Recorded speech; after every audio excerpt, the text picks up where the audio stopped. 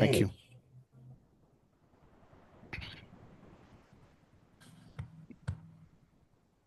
Okay. Okay. Sorry for the little bit of a delay. Welcome to the Scituate Conservation Commission meeting of August 18th. A couple of quick things to read.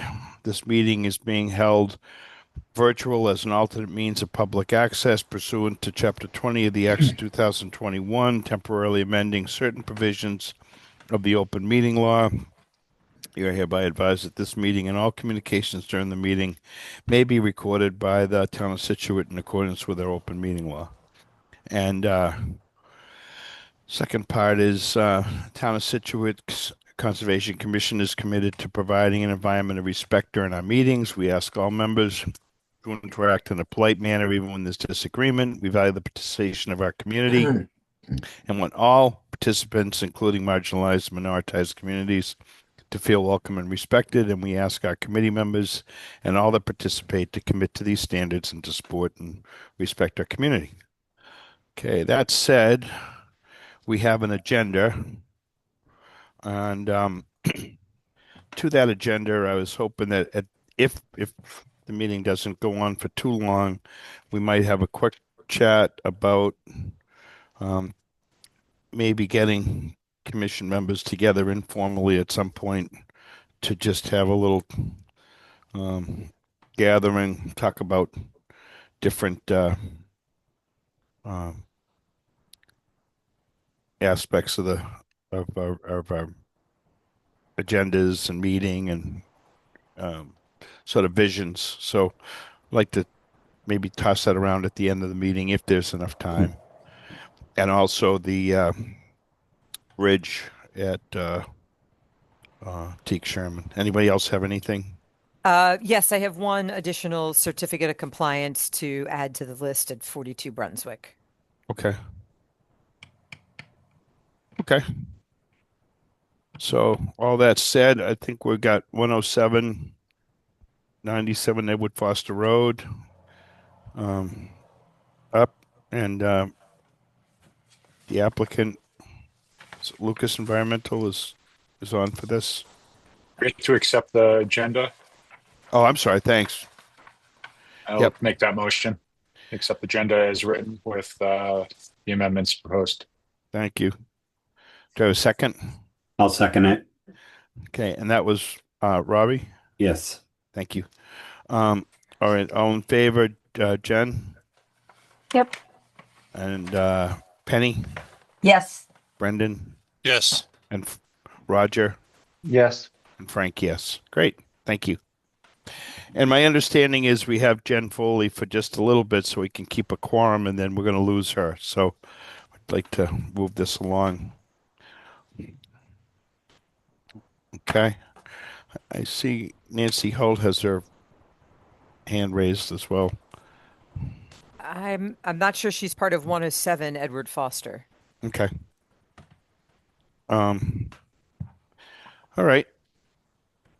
Good evening. This is Chris Lucas. I believe Adam Brodsky may still be muted as well as Maureen. No, I'm here. Thank you, Okay, Chris. great. Thank you. Good evening, Chair Snow. Good evening, everyone. Good I'm evening. here on behalf of Maureen Colvin. As you know, I'm a local environmental lawyer. Chris is our professional wetland scientist with Lucas Environmental, and Greg Morse is also on our team, a professional engineer with Morse Engineering. To get to the point, we were last before you on August 4th, and we have again done everything that we've been asked by the Conservation Commission. We have revised the project to reduce the side yard and increase the mitigation area for this project, and also relocated the gravel driveway. So I know that Greg can explain those changes quickly, and then Chris can speak to the minor changes in the mitigation plan. So I'm happy to turn this over to Greg. Thank you. Thanks. Good evening. Greg Morse, registered engineer, Morse Engineering. As Adam was just stating, this is obviously a continued hearing for a new single-family home at 107 Edward Foster Road. We've gone through the peer review process with this, and I believe satisfied all of the peer review comments. At the last meeting, however, it was brought up that the existing driveway onto this lot is inside of the 50-foot buffer zone, and we were asked to look at that.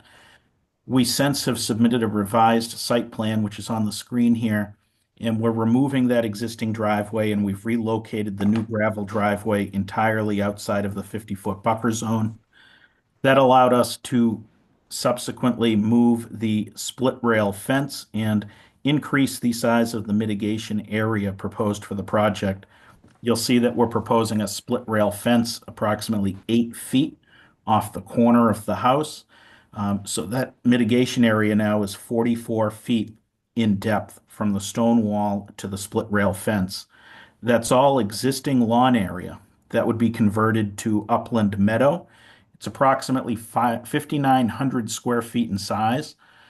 Chris Lucas, our environmental scientist, has put together the planting plan with salt-tolerant native plants, which would be in that area. So again, we've increased the mitigation to 5,900 square feet, and we've removed the driveway from the 50-foot buffer zone on this plan. Chris?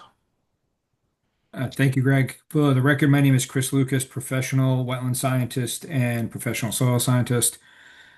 We provided a record copy of a clean mitigation plan. It was the one that Ms. Ball previously reviewed. The only change is we updated the square footage in the mitigation plan and increased the number of the total number of plugs to account for the change in size. Otherwise, the mitigation plan is identical to what was proposed, and we provided a clean copy that you can reference in the order of conditions as the record copy. That being said, we have substantially increased the size of the mitigation area, and everything else with the mitigation plan is as reviewed by Ms. Ball. Thank you. Chair Snow, the project clearly meets all performance standards under both the State Act and the Scituate Wetlands Protection Bylaw. And we have provided all of the mitigation and other requests of the Conservation Commission. So we're happy to answer any additional questions, but it's our hope that you'll close the hearing this evening and vote to issue an order of conditions approving the project. Thank you. Thank you, Adam. Okay. Jen Smith, do you want to add anything at the moment? I don't have any new comments from Horsley Witten. They did see this plan and they referred back to their previous comments as far as the recommendations for the plantings had been addressed and their comments for the mitigation plan had been addressed. Okay, thank you. Okay. I guess we'll start with anything else, Jen, or can go to members. No, I'm good. Thank you. Okay, thank you. Penny? I don't really have anything new to say. I am just not a fan of this project. That's all. Okay. Moving on, Frank. Jen Foley? Same as Penny. Okay. Brendan? Yeah.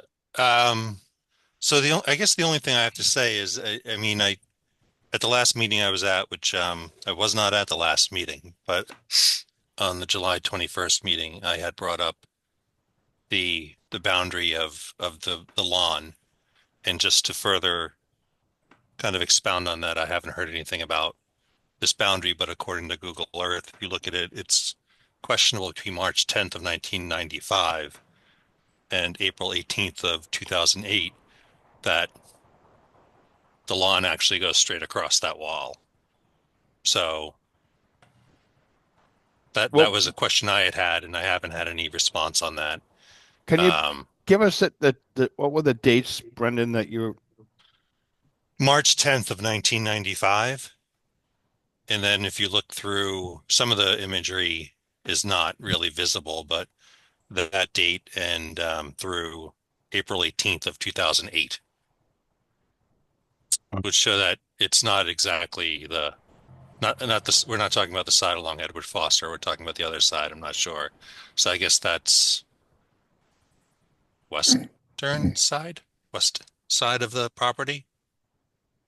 talking about where the stone wall Yeah, so the stone wall goes straight across, but it doesn't seem that in the imagery that it was always that way, or at least not prior to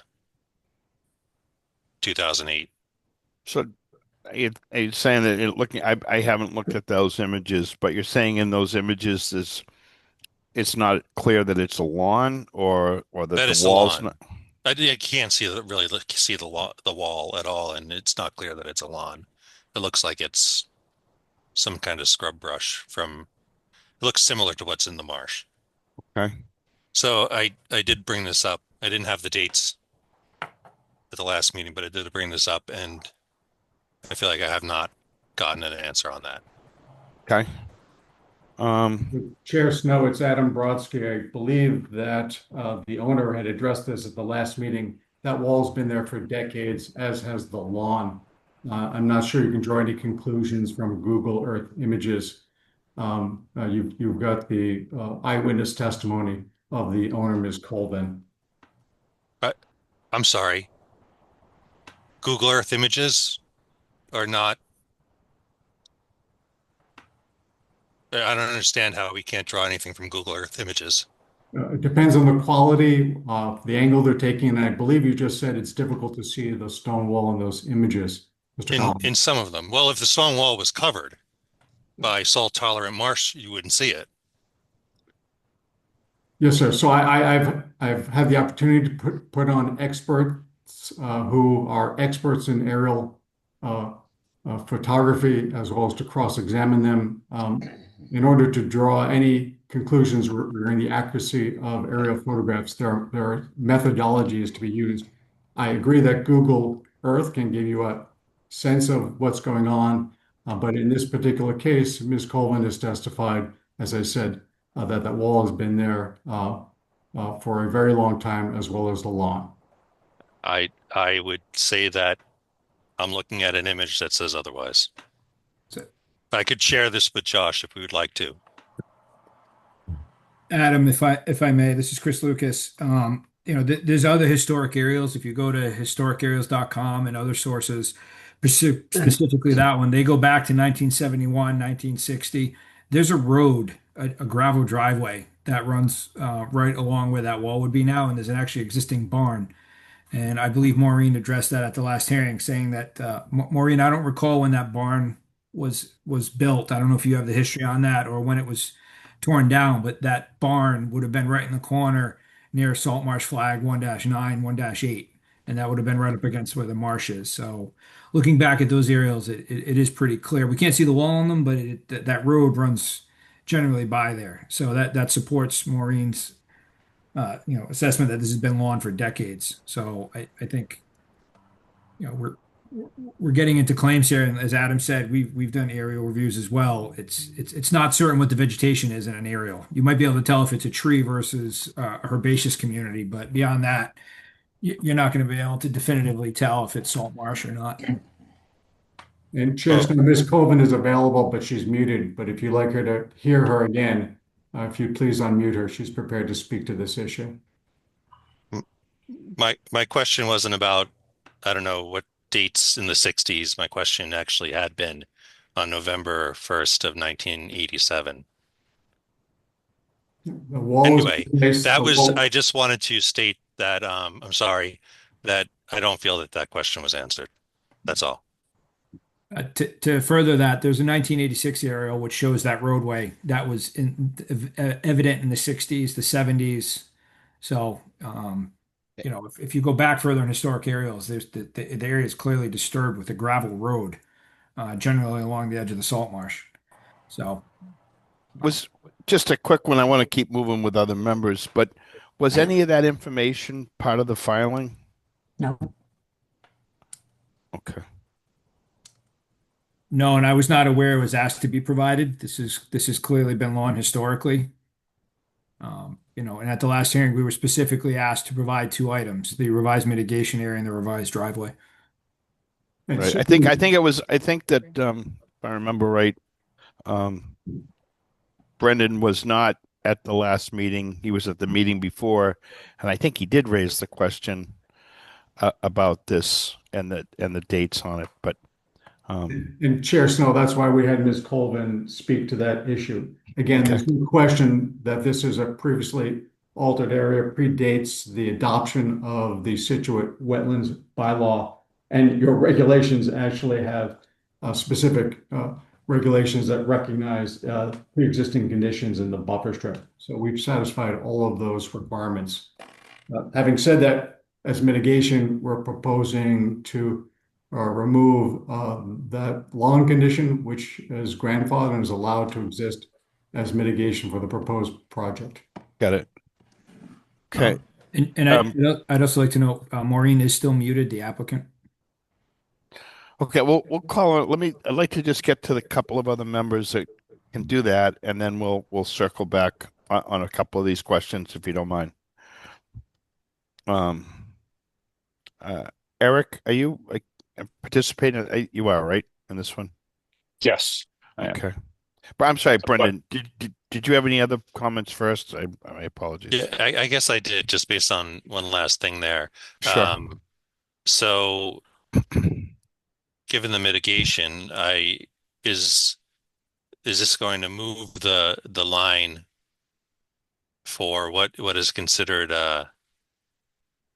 wetlands for future projects? So, Mr. Collins, it's Adam Brodsky. This area is uplands. It is not wetlands. And what's being proposed is a salt-tolerant uplands mitigation area. Well, with the evidence of the highest spring tide and salt tolerant plants, wouldn't that make that a wetland? No, sir. No? Salt-tolerant upland species. These are not wetlands plants that are being placed in this upland area. Oh, We're not replicating any wetlands here. We're creating a upland mitigation area that's to replace the grass, to provide things that would assist the buffer zone to protect the wetland and provide meaningful habitat.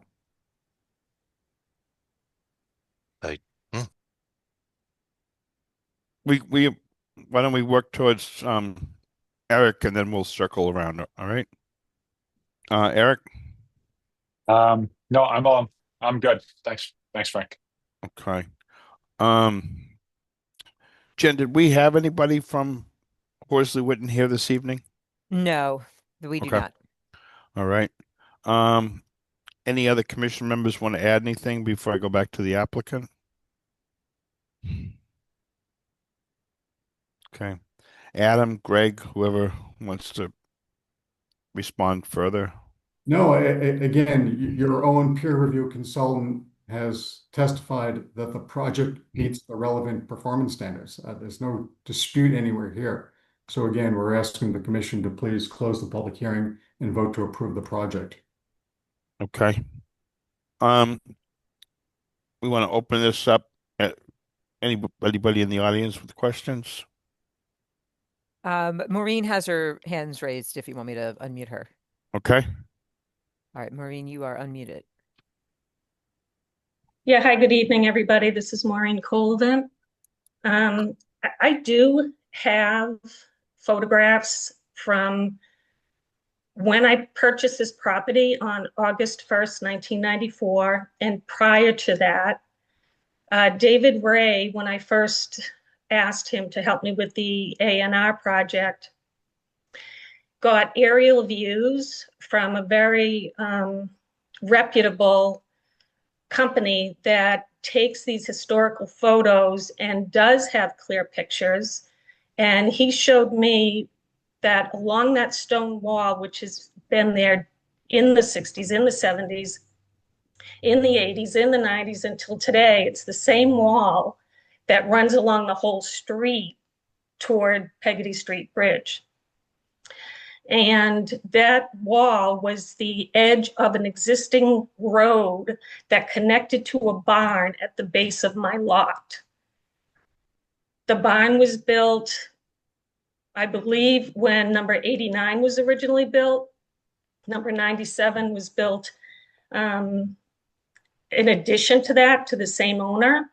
And they did an A&R in order for me to purchase it. And at that time, it shows that driveway still in existence. and it's still there now, but my grass is close enough to it that we mow right over it. But underneath it is a driveway. It's not wetlands or anything else. It never has been. Our existing lawn has been mowed since the previous owner sold it to me. And we do have those photographs from David Ray. Maureen, I'm apologizing for interrupting. This is Greg Morse. I just emailed to Josh Baker and Jen Smith a copy of those photos that were taken for David Ray with the aerials that date back. We have clear pictures in this of 1980, which show that lot entirely cleared in the gravel driveway that you're discussing. There's photographs here from 1978 depicting it in the same condition that you're testifying to right now. Those were just submitted via email. There's photos here from 1986 that all show that that existing driveway used to wrap around the lowest portion of your property. It shows the area where the barn used to be. It clearly was disturbed in these photographs, which were just submitted. Okay, thank you. Okay.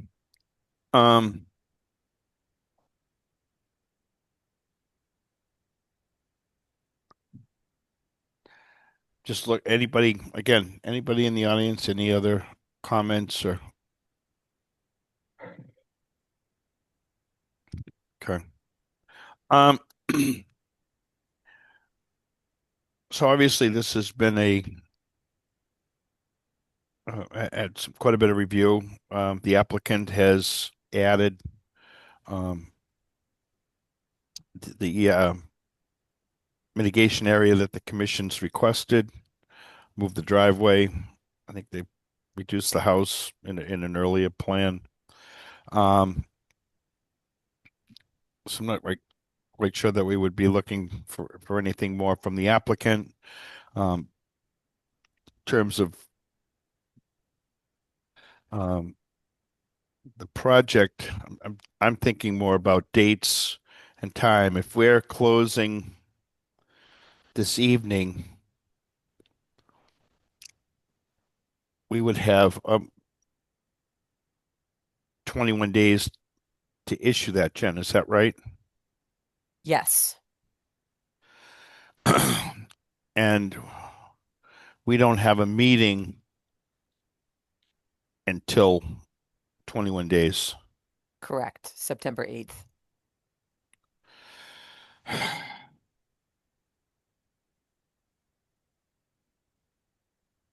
We do have another hand raised. Adam, well, just before we go to that one, Adam, just wondering your comments on that.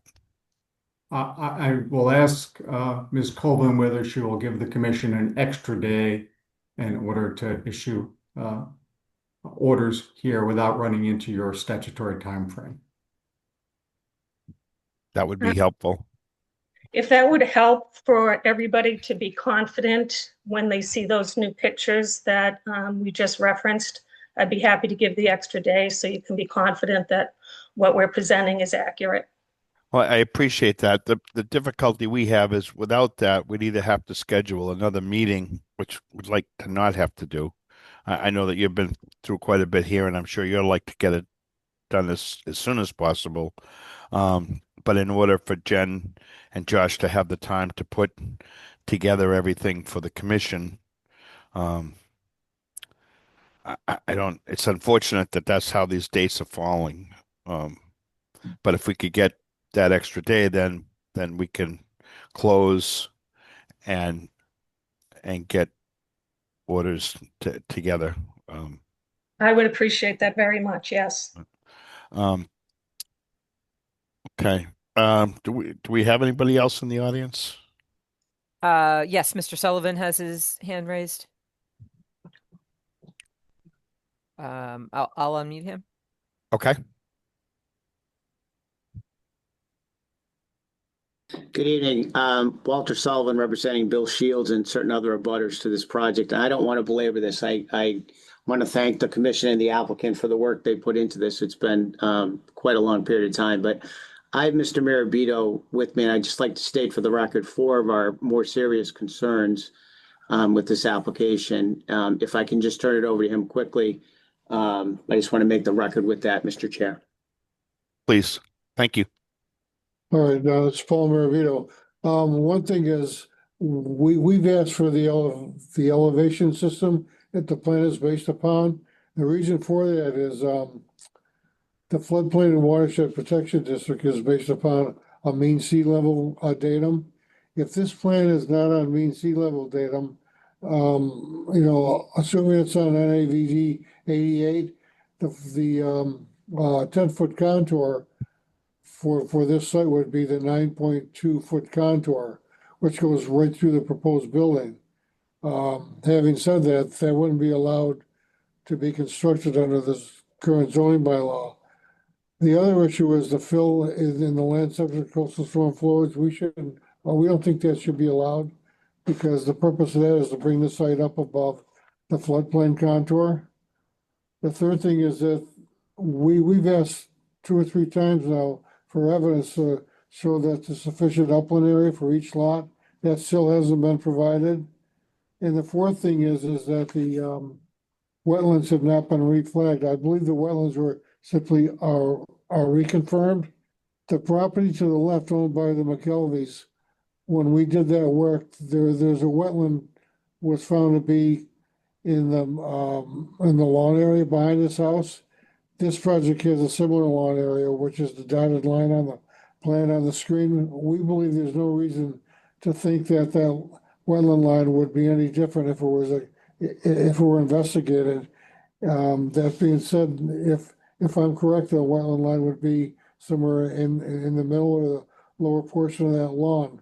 If the wetland line were to move 6 inches further uphill from where they show it right now, that would put the lower portion of the house into the 50-foot buffer zone, which may or may not be a problem for the commission. I think these are important answers to get settled before the hearings close, because it would have an impact on the project.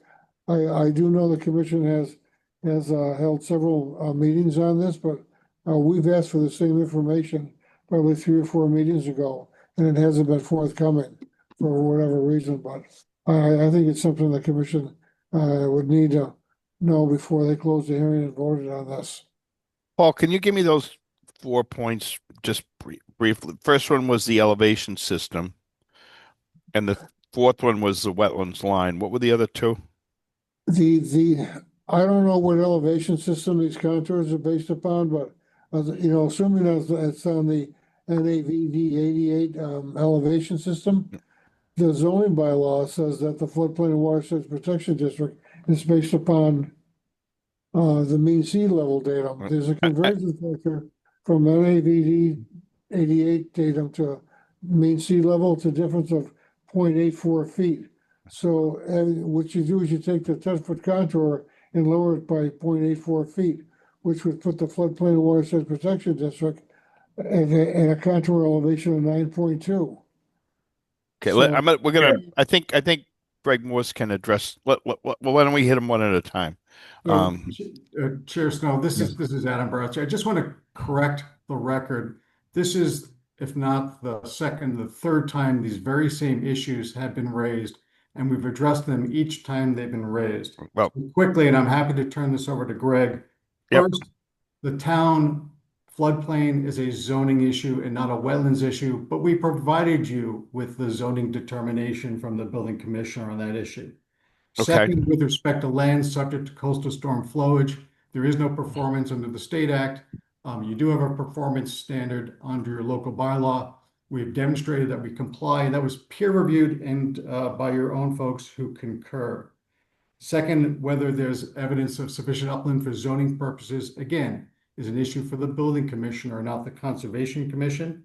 Mhm. And lastly, we've talked endlessly about Chris Lucas reconfirming the delineation of the salt marsh. That's not even a credible issue. So with that brief summary, again, given time here, I'm happy to have Greg go into this Tell in him more I detail, don't but we're feel doing bad. the same thing over and over and over again. 6 or 7 agencies, I say no questions. Oh, wait, Greg, can you just address the datum? But I'm gonna. I'm happy to comment on any of those. The datum is easy. On our plan, we have general notes in the bottom left-hand corner. General note number 10 references the datum. It's clearly stated. It's a mean sea level datum. Elevations refer to NAVD 1988. Okay, thank you. Um,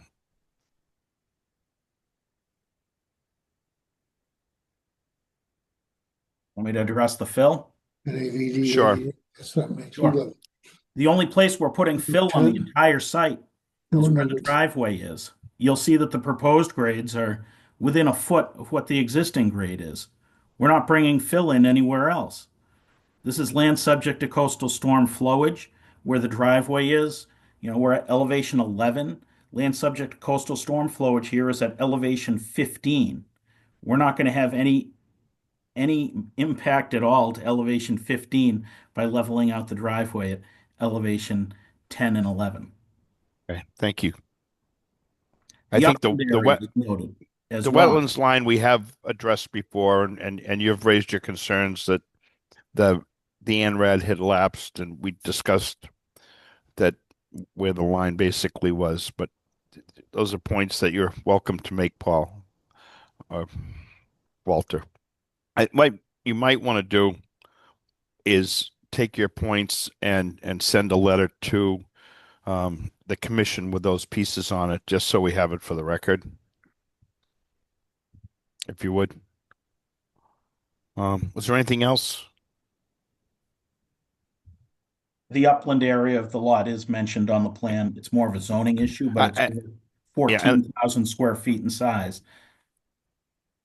okay. And I would tend to agree that that is a zoning issue, other than the commission obviously doesn't want to see something built in a substandard lot.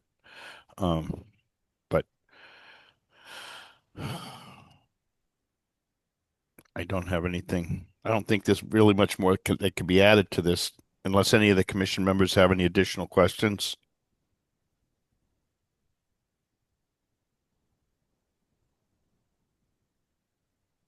I'm going to get a motion to close.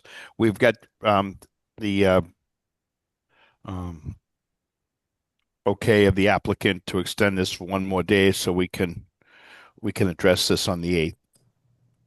Chair Snow, it's Adam Brodsky. I'll provide a letter to that effect. Great. Thank you, Adam. And again, Attorney Sullivan and Paul Marito could send a letter with their pieces. I'd appreciate it. Okay. Okay, I'll make a motion to close. All right. And second, I'll second that. Jen could beat you. Second from, she wants to get out of here. All in favor, Brendan, Yes. Eric, Yes. and Frank, yes. Okay. Not excluding Roger or Robbie, but we know that they can participate in this one. I think that's good. All right. Moving on. Thank you. Good night. Thank you. Good night. Right. Yeah. 185 has requested to continue. Yeah. Till So when, Jen? they said the next available agenda, they provided their information, so we just need some time to review. So 9/8. Geez, I don't know why we're continuing. I mean, they did bring it in Friday at noontime, Jen. I know. Honest to Pete.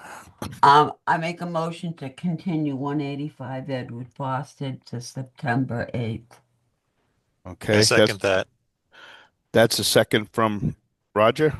Brendan. Brendan. I'm sorry. I'm gonna have to That's start okay. really listening.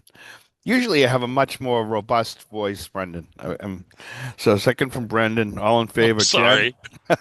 Jen? I second that. Is Jen Foley still with us, or did she shut I down? think she jumped. Yeah. Okay.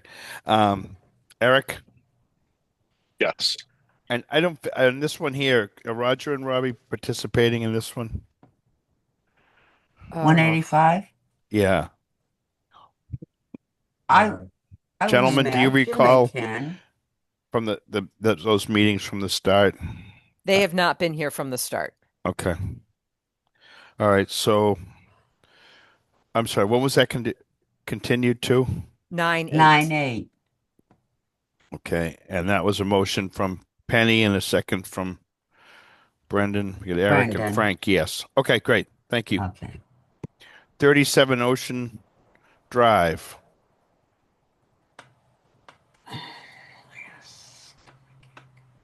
We have Jed Hannon. Okay. Good evening, Chad.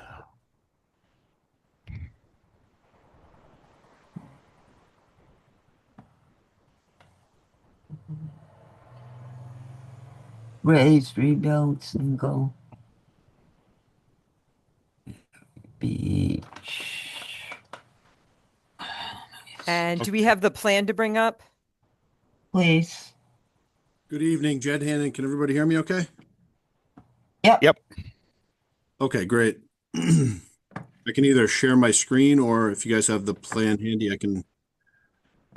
I think Josh will get it. Okay, great. Thanks. But you can go ahead, Jed, and start to. All right, thank you.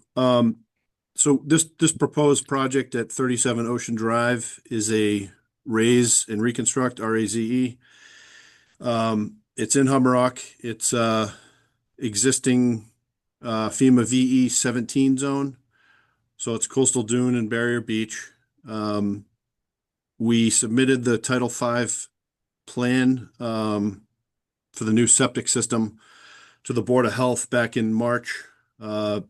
They gave us preliminary approval, subject to conservation review. The owners were considering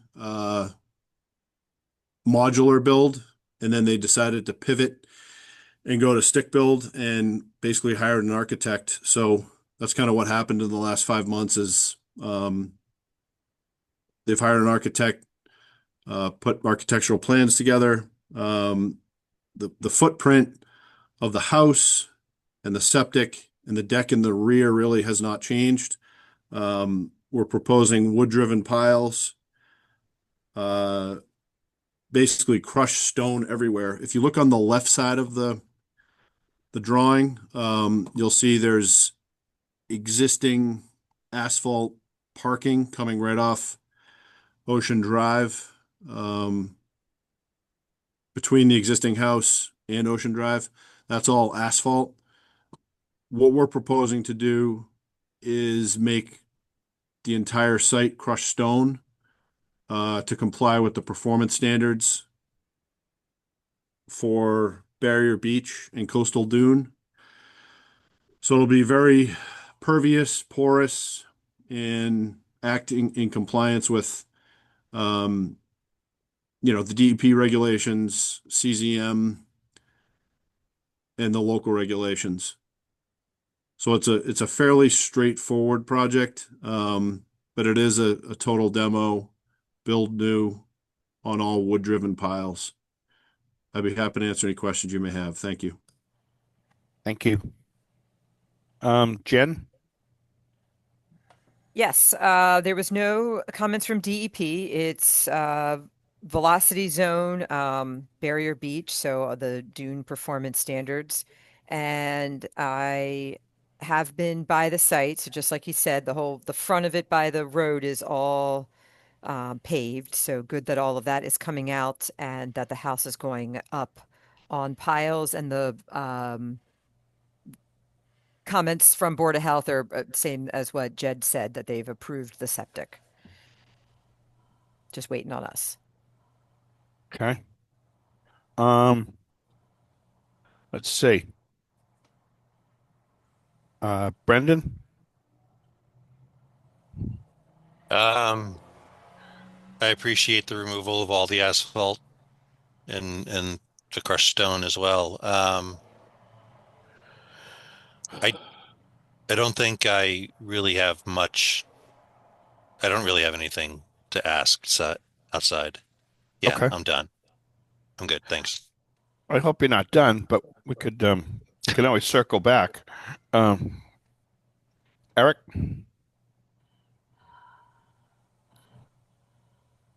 Yeah, so I guess my first question, obviously, you said that they've gone to an architect and had sort of a redesign on this. I'm wondering, I don't have architecturals in front of me, so if they've been submitted, I apologize for not seeing those. But my question relates to below the house structure itself, along the exterior of the pilings, and how that's going to be handled. Is it going to be completely open, or what's sort of the It's velocity. what's the situation being proposed under their jet? Sure. Good question. So the proposed is basically open pilings, no further obstructions, given that it's in the VE zone. The one other item I meant to mention that I didn't before is that the lot size is pre-existing non-conforming, and there's some setback items that aren't conforming as well. So we will have to. We already did file with CBA as of last week, but we are planning to keep it open pilings and no obstructions. Excellent. Thank you for that. My other question is related to the proposed deck. How is that decking going to be constructed? Meaning, is that pervious? Is there going to be spacing to allow water through, or is that being considered an impervious surface? And if it's not going to be impervious, do you have a spec on how those slats are going to be installed? So it would be considered pervious. It's not covered. There'd be at least 3/4 inch spacing between deck members. Yeah. So it would be wood-driven piles with, standard joists and stringers, 2x10s, with 3/4 inch deck spacing in between, so that it is pervious. Thank you for that. And then my last comment is just relating to vegetation on site. Given that what we're looking at is coastal dune, barrier beach, vegetation on the site is important. So I was just wondering if there'd be consideration of doing any sort of mitigation planting, at least around the perimeters of the property. So we haven't understood. So we haven't, really established a planting plan with the owners. We wanted to make sure the commission was okay with this layout. What I would offer, or perhaps suggest, if the commission's okay with it, is if they were to consider a planting plan, it'd be, salt tolerant and in accordance with DEP requirements for this environment. All right, thank you for that, Jed. I think that's all I have in my notes for now, Frank. Thanks again, Jed. Yes, thank you. Penny, did I ask you? No, I just Deb, I just have one quick question. The size of the house, how much bigger is the actual structure getting than what's there? Sure. Let me just zoom in on the bottom left corner. So in plan view, the house existing is 1,008 square feet and proposed is 1,437. So it's approximately a 40% increase on the house size. However, we are mitigating the impervious by removing the existing asphalt surfaces. Yeah, I understand that. Significantly. I just was curious how much bigger the actual house is going to be. Yes. But it is all up on pilings, which is good. You're leaving all the sand, gravel underneath. I mean, yeah, I'm good. And if you can get some plants in there, you might not be able to because it is velocity zone, but if you can, it never hurts to get some salt tolerant stuff in there. Thank you, Frank. Thank you. Roger? Yeah, no questions from me. Thank you. Robbie? Like the removal of the asphalt. Just want to mention that. No other comments from me. Okay. Anybody in the audience? I don't see any hands raised. Okay. So it seems like this is good, Jed. It would have been helpful to have a pile-in plan. I'm assuming you're at some point getting with a structural engineer, So or the piling plan. are you doing that? Sorry. Sure. Sorry. The piling plan was submitted. Okay. Yep. See if we have that.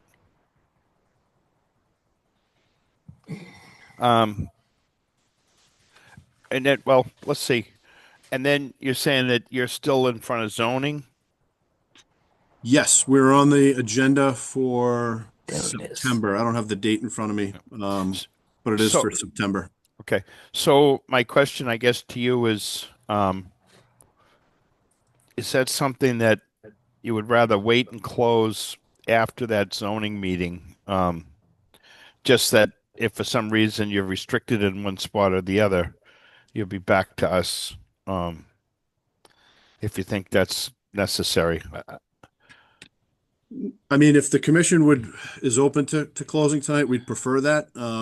Having done several of these, in Scituate in the past, we're not proposing any further nonconformities in terms of zoning. And historically for these raise and rebuilds, especially for older homes, they've been approved. So Okay. if we could perhaps put a condition subject to ZBA approval and of course, building commissioner, that would be great. Okay. Jen Smith, your thoughts?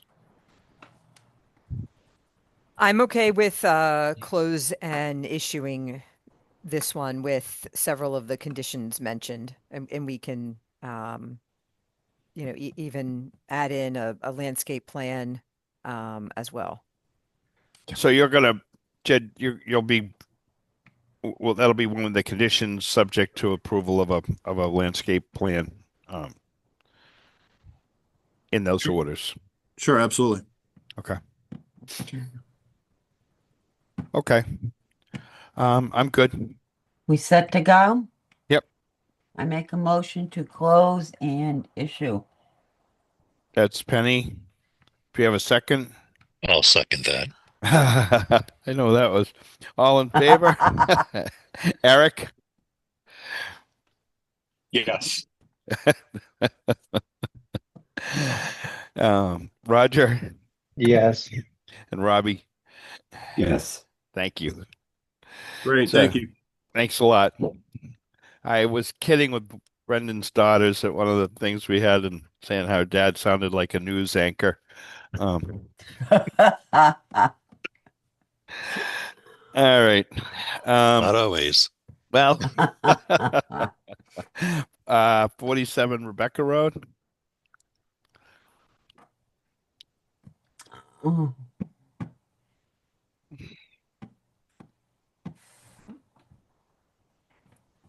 All right, looks like we have the plan up, and we have Jed Hannon and Adam Brodsky.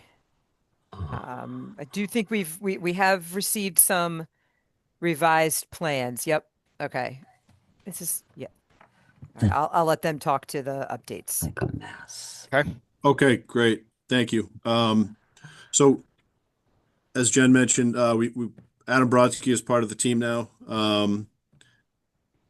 We've made plan updates to both the site plan, and I forwarded to Jen the updated architectural plans for this property. in terms of there's quite a bit of detail here. So in terms of the surfaces, what we have proposed under the house, and there's a detail provided, is pervious pavers with stone, compacted stone underneath. So this is, pervious and porous. The existing driveway, which is hot mix asphalt, was illegally installed. The owner knows that and knows that it needs to come out. What we're proposing is a pervious paver driveway, as shown on the plans. In the rear, there is excessive square footage of pervious pavers that were installed. And what we're proposing to do there is to reduce that down to the 560 square feet that was authorized in 2022 through an RDA. So it would go back to what was previously approved. What's also changed on the site plan is enlarging the proposed deck in the rear. What we're showing under the house is trap rock, which is 2.5 inch minus. So it's porous, it's pervious. In terms of the foundation, we had concrete piers with grade beams below, 4.5 feet below grade. We've since had follow-up meetings and a design revised by Rivermore, and instead of having the grade beams, which it was a little bit contentious in terms of building code requirements and performance standards for coastal dunes and Barrier Beach, what we've done is remove those grade beams, and essentially we have steel H-piles driven, surrounded by concrete piers, so they're encapsulated. So it's entirely free flow foundation underneath. And those are the updates on the site plan. I'll do whatever the commission wants, but my suggestion would be to talk through the surfaces and all the comments, and then if the commission's okay with it, I was going to hand it over to Roger Hoyt, the project architect, to talk through what's proposed around the foundation and how this, in terms of plan view and section view, how this is all laid out. Okay. Well, why don't you go ahead and continue explaining the surfaces if you want to. Okay. So the surfaces, as explained, let me just go to the plan view here. So really, we're looking for the commission to give us, feedback, whether it's via a straw vote or, comments by each commission member, of course. We're looking to get feedback on these surfaces. This is what the owner wants. Obviously, it's an expensive project. We've also, due to the increase in impervious, we've captured all the roof runoff to downspouts that will discharge below grade into a stone trench as shown on the plans. So we're really trying to meet the performance standards as best we can with the owner's input, obviously, given it's their property, but also understanding that there's been some violations out here at this project, and we're doing everything we can to mitigate those issues. So if the commission's okay with it, can we talk through the surfaces and then have the architect talk through everything else? Yes, please. Thank you. All right. Why don't I start with I guess Eric. All right. So I think I'm going to focus, at least to start, on the surfaces. And I think because we are operating within a coastal dune, it is important to remember that when discussing these surfaces as it relates to storm damage prevention at the top of the list, and flood control interests as well. And while I appreciate the thought to removing the existing pervious paver patio and the existing, the existing impervious paver patio, right? I just want to be clear that I'm saying the right thing here.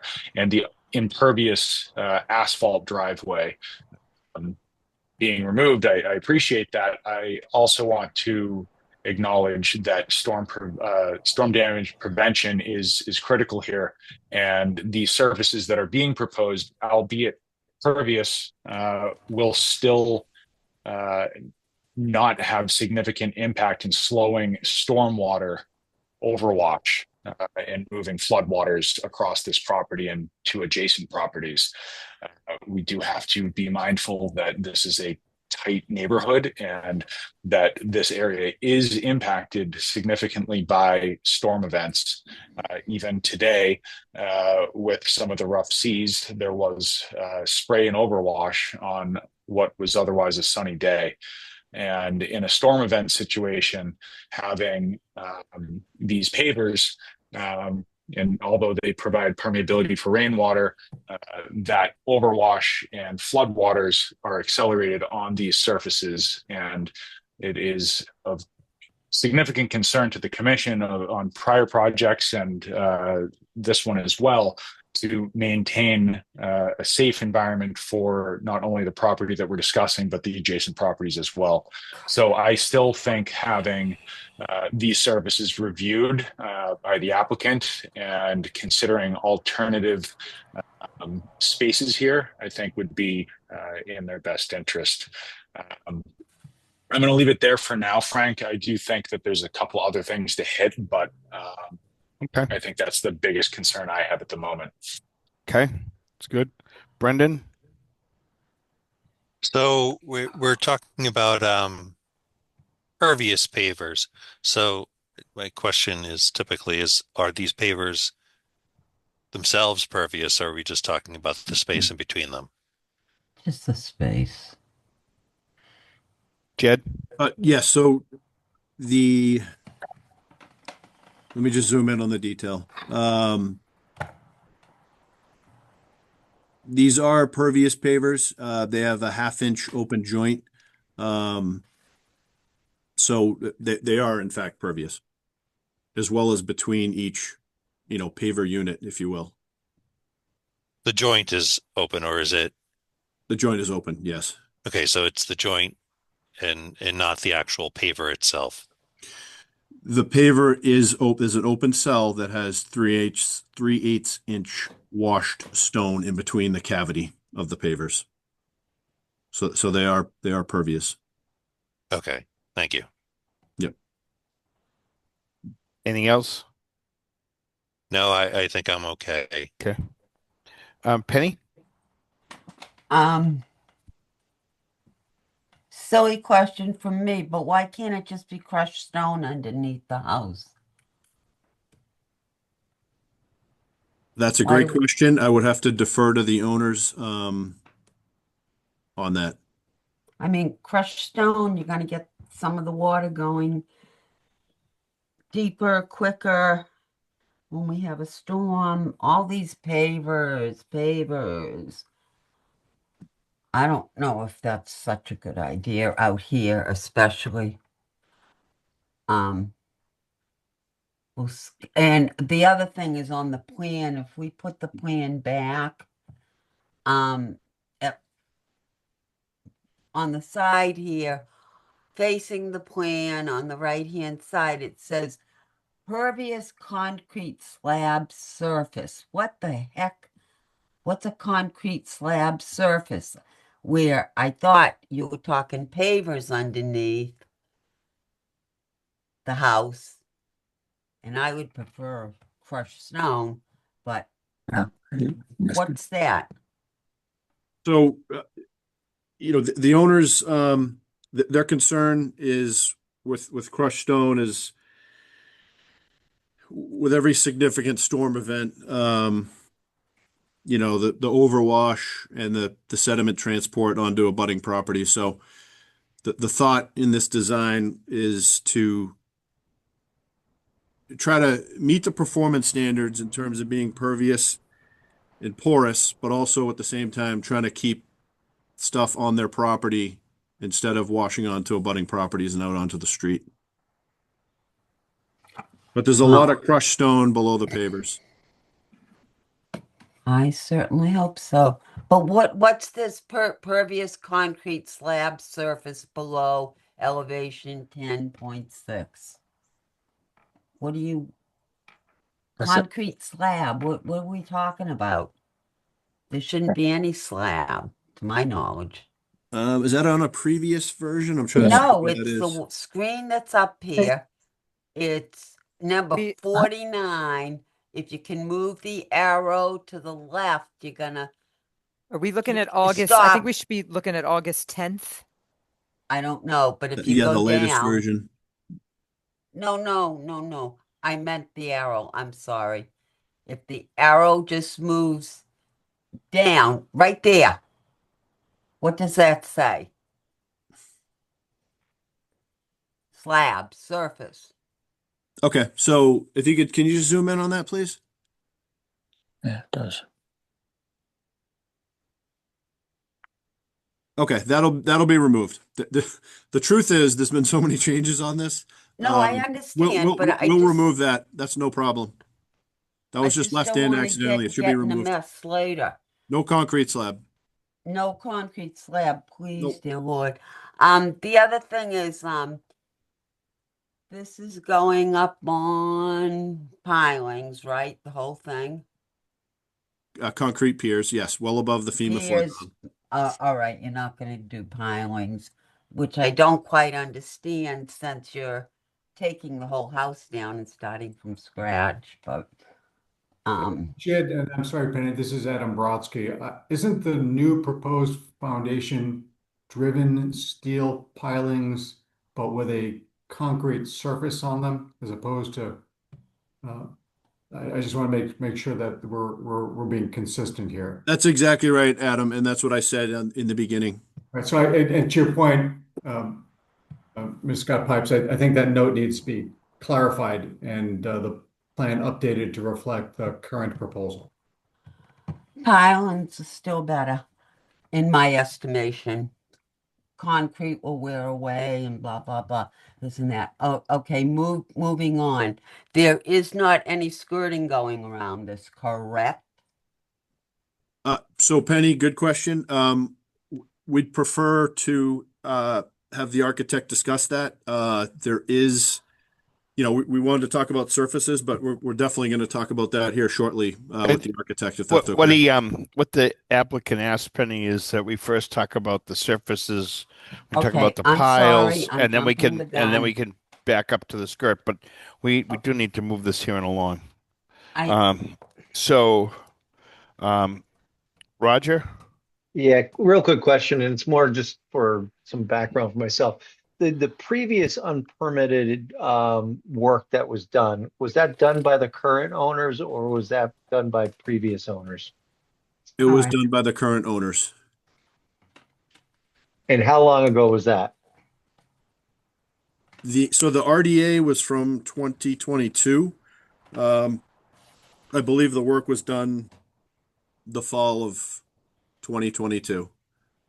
And they acknowledged that additional work was done that shouldn't have been done, and that's why we're here to resolve that.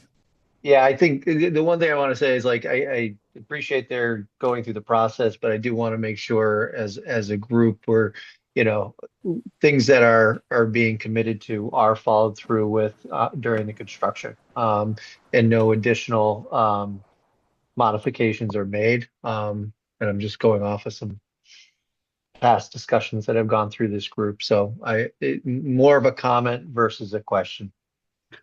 No, absolutely. And all of this has to be captured on an as-built in order to get a COC issued. So especially given the history here. This project will be closely monitored to make sure everything is done correctly. Okay. Thank you. Okay, Robbie? Nothing from me. Okay. Do we have any, well, I'm gonna hit the audience in the end, I think. Um, so, um, yeah, I think we'll work towards the end. Just and a couple of things, Jed, for the piles and the surfaces. So I don't think we've ever seen a steel H-beam pile driven with the concrete around it. For my information, do you drive those piles and then put a form and then pour concrete around them? Yes, exactly. Okay, and the reason for doing that over, say, driving concrete piles or something is there a specific? They still do the same way. Are these piles driven to resistance, or how does that work? Yes, so using the pile hammer formula with blows per foot based on a known hammer weight, you can back into the axial capacity. And then with the steel H piles themselves, they provide the lateral stability that uh, would have been taken by the grade beams. Okay. Um, okay, thanks for that. Um, y- there was one note, it's in the architect's plans, and I don't think it was intended to show that there's any work done outside of the seawall. It says medium stone riprap, large stone riprap, but you're not proposing any work on the revetment, is that correct? Correct. Okay. And then you're saying that under the deck, you're proposing 2.5 inch minus as a way to deal with so water running off the patio. The idea is that stone, that trap rock under the deck, is supposed to um, kind of collect some of that water and slow down that movement. Yes, exactly. Okay. I just might question whether 2.5 is big enough for that, but you're the design person. Um, just the owners were good enough that we met out there on site with several members, and I think that they acknowledged that they were unaware that some of this was supposed to be permitted differently or not be done. They've agreed to correct that. Um, but I just the whole idea of trying to remove these surfaces that accelerate water towards the street. Um, I guess part of the logic here is that by putting this trap rock under the deck, you're sort of um, kind of breaking up that water flow. I assume that's the theory. Yes, that's exactly the intent. We could certainly go to 4 inch minus trap rock or riprap. The idea was to, instead of doing crushed stone and getting that washed all over the area, the idea was to go with something heavier to keep it in place. Gotcha. Okay. Um, this, I guess maybe we'd like to hear from the architect because I guess the question is going to be the skirting. Jen, am I unmuted? It's Roger Hoyt. We can hear you, Yes, Roger. you are Good. unmuted. Thank you. So yeah, I think the whole idea here was for us to try to make as many of these surfaces as pervious as possible. The 560 square feet of patio that was approved back in 2022, we're talking about setting these pieces. Right now they're set, they don't have the proper spacing between each of those pieces. And we want to put 12 inches of proper stone underneath that allows water and spacing in between each of those pieces that would allow it to not just take rainwater, but also would slow down movement of anything coming over the top of the seawall. but underneath both those decks, which is just over 1,000 square feet, or 20% of the site, would be what we call a trap rock, and it's large enough so that it's going to slow down any movement as it works its way from the elevation 15 at the inside of the seawall down to elevation 9 and 10 at the street, and that's 24 feet of space there between the decks. The decks, of course, are also pervious. They're the 5/4 by 6 deck boards, and so you have water going through the deck boards. They also can enter from the pervious patio. There's space at the front of that where that first deck is. You step down 8 inches. That's open. And then there's a 2-foot step between the lower deck and the upper deck, and that's open. So that anything washing over that wall has both the vertical surface and the horizontal surface to accept water movement. Hey, Roger, Yes, could you just pause 1 second? sure.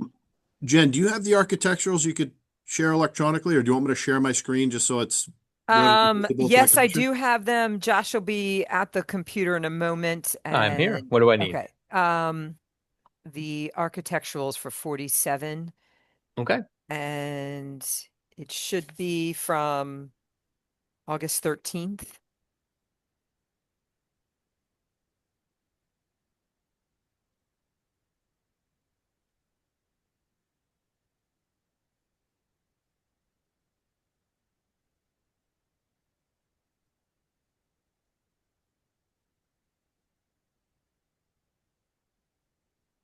Jen, by the way, we were on my iPad first, and we actually There you heard go. some preamble to your conversation, and then we got locked out. So I'm now on Nancy's iPhone making the presentation. Okay. I'm not too sure why. We tried every way we could. Says the host, start you out. This All isn't right. it, is it? All right. Yes, that's No, correct. that is it. Yeah. So, Okay. Roger, which page, which sheet do you want to Well, I talk think to that for the commission? I think that shows from the standpoint of the footprint of the house, where the piers are, both under the house and under the decks, and that's, you see there's a tremendous amount of space, and that would all be filled with the trap rock underneath the deck area. So there's a great deal of slowing things down at that point. And then there's from the back edge of the house itself, which is about elevation 13, to the street, which is elevation 10. There's the 3-foot drop and 100 and some feet. So again, things are slowed down. The idea of using in the actual area underneath the house, which is called the undercroft, the idea was to use the pervious pavers there as well, so that you get the whatever rain or overwash, the ability to seep into the soil in between each of the paving units. Again, 12 inches of gravel, graded gravel underneath allows that movement downward as well as forward. And then you mentioned we have 2 of the trenches that take all the rainwater off the roof, into sort of a mitigation of those, both the two trenches on the right, 2 on the left, underground, again taking water and dispersing it under. And then if you go to the one of the elevation plans, I think the front elevation or one of the side elevations would be helpful. That would be not a sheet 9 or I 7. think this is all we have there for some reason. Look, I just moved another one in to that Okay. file. Okay, in the project folder or Yep. the okay, No, in the I'll go project there folder. then. Yeah. No, yeah, Hornbrook foundation changes. Okay.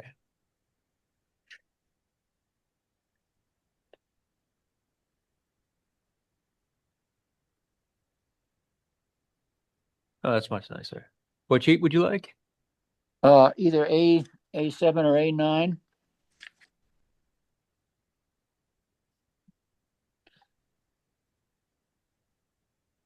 Okay, There's there's a A9. Yep. Yeah. So what we were hoping to be able to do was, first of all, you can see where the piers are, the concrete piers. There's actually a 3/4 inch plate on top of the driven. Frank, you were asking about that. The steel H form is driven down to meet the resistance qualifications for the structure. And then there's basically a 3/4 inch steel plate put on top of that steel section, and then the concrete pieces are below grade 3 to 4 feet up to the underside of the first level, which is elevation 19. And what we've done is to take on each of these sections. There are 3 sections underneath the house, but as it goes down the slope, the 3-foot slope, there's 40% of that space between the first floor frame and the grade is open completely. And then also the piece that goes on top of that horizontal, there are 3 different levels of horizontal band.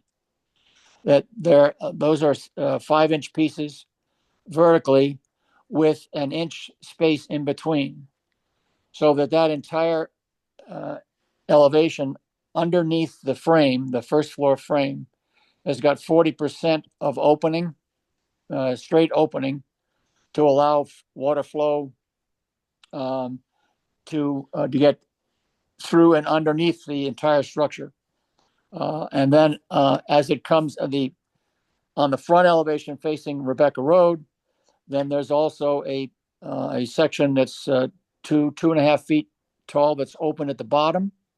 And then these closures, again, offering 40% opening on that front face as well, so that you have complete flow of water underneath this building, both underneath the decks and underneath the house.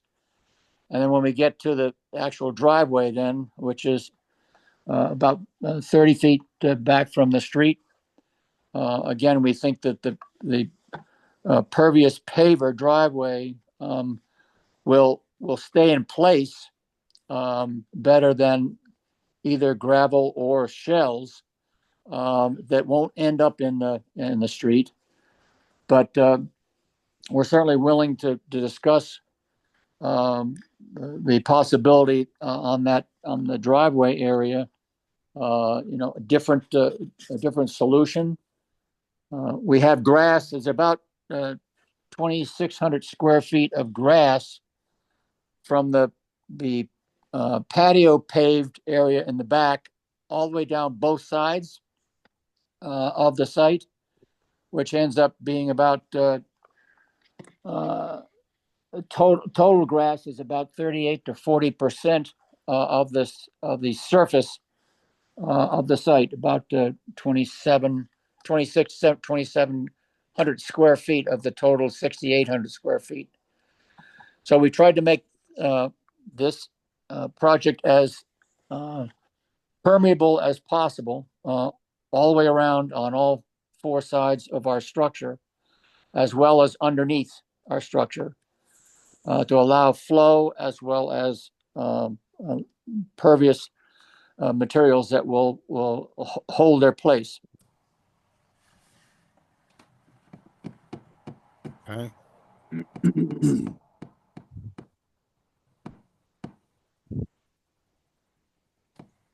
All right. So I guess why don't we circle back again?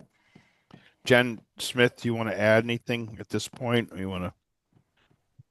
I guess I can add that, well, just a reminder, that it's land subject to coastal storm flowage and it's dune and although part of the site is in Velocity, all of the site is in the within the Limois. My calculations are this would trigger stormwater with the increase in the roof on the site. But we don't often deal with that in these coastal areas because there really should be no adverse impact. So I don't know that I have any new comments to add other than just a reminder about those details. And, the idea is that the area should be providing storm damage and flood control as far as functionality. Okay. So let me loop back in here now. Penny? I hope I didn't see garage doors on the front. Did I? Can you No, those are same panel design, Penny, with open at the bottom, and those are basically hinged. So if you get any kind of storm or flowage, they automatically open.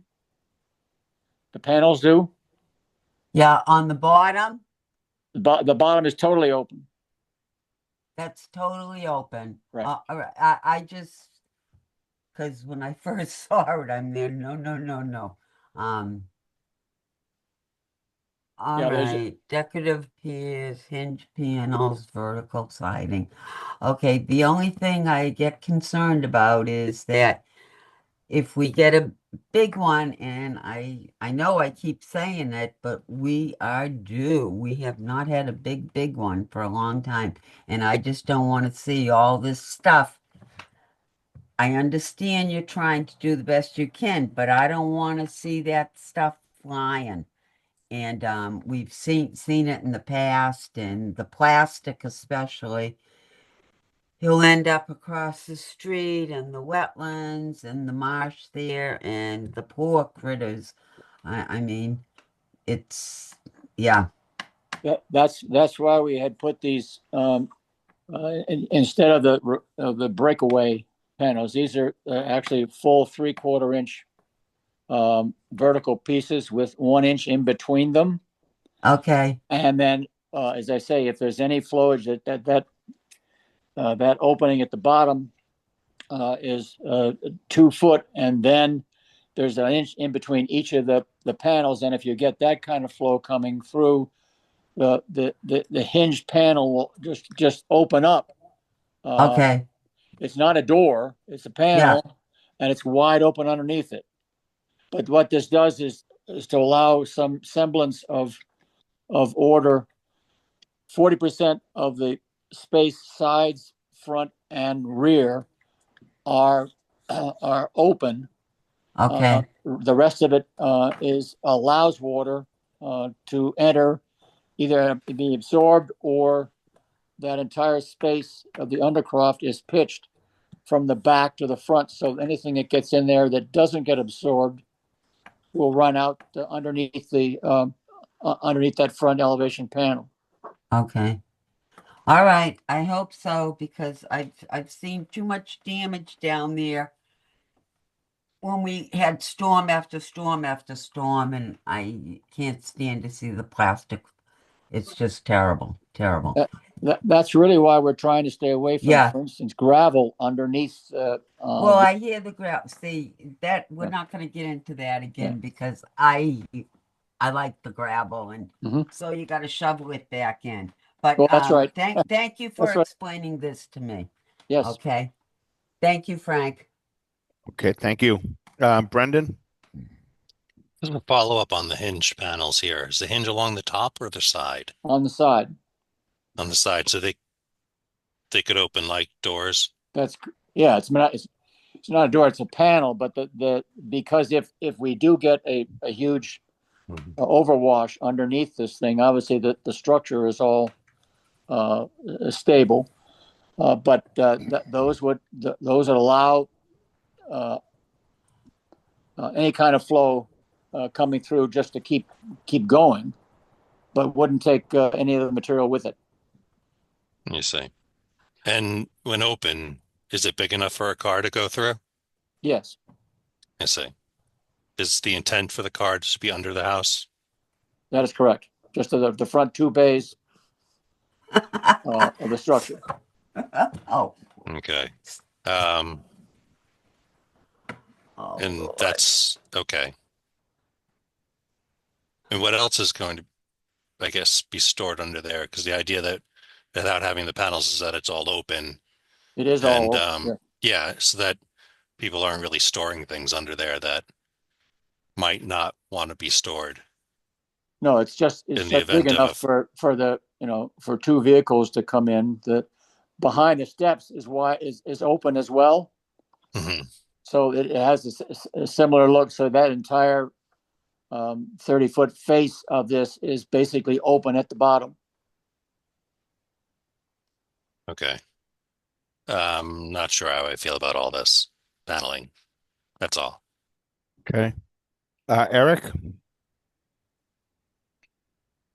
Well, I want to start with just thanking you for the explanation on everything. I appreciate that. And while I hear the applicant's concern for sediment transfer to adjacent properties and to the road, we are in a coastal dune, and that is by definition what exists in this environment. So I'm not really sure that that's applicable. Their concerns aren't really doing anything to prevent storm damage here, because what we're talking about is, I guess, these pervious pavers. And regardless of whether or not they allow water through at any point, they still will accelerate stormwater flowage, especially as you just pointed out, that during significant events above 2 feet, these hinged doors will open. Over a flat surface at 2+ feet of floodwaters, we're not talking about permeability here. I'm not concerned, relative to, rainwater falling and the permeability of the rain to go through. What we're talking about are storm events and storm damage prevention here. And I look at these pavers as an acceleration of this floodwater of a significant amount. I mean, the linear footage, as you described, from the back of the deck on the seaward side to the landward side, all the way down to the road, is a significant distance covered completely in these pavers.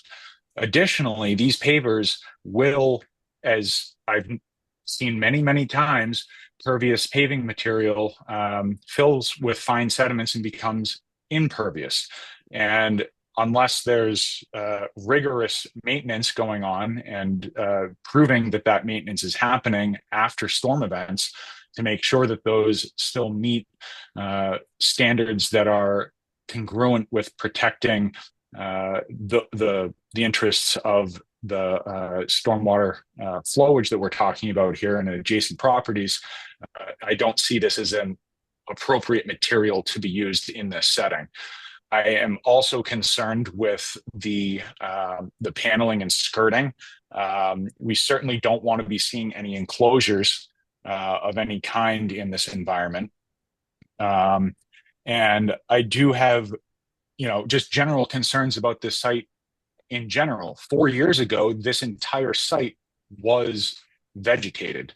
There were no impervious or pervious material on this site. And what we're seeing here proposed is potentially material that is accelerating floodwaters both outside of and underneath the proposed structure. And that's very concerning.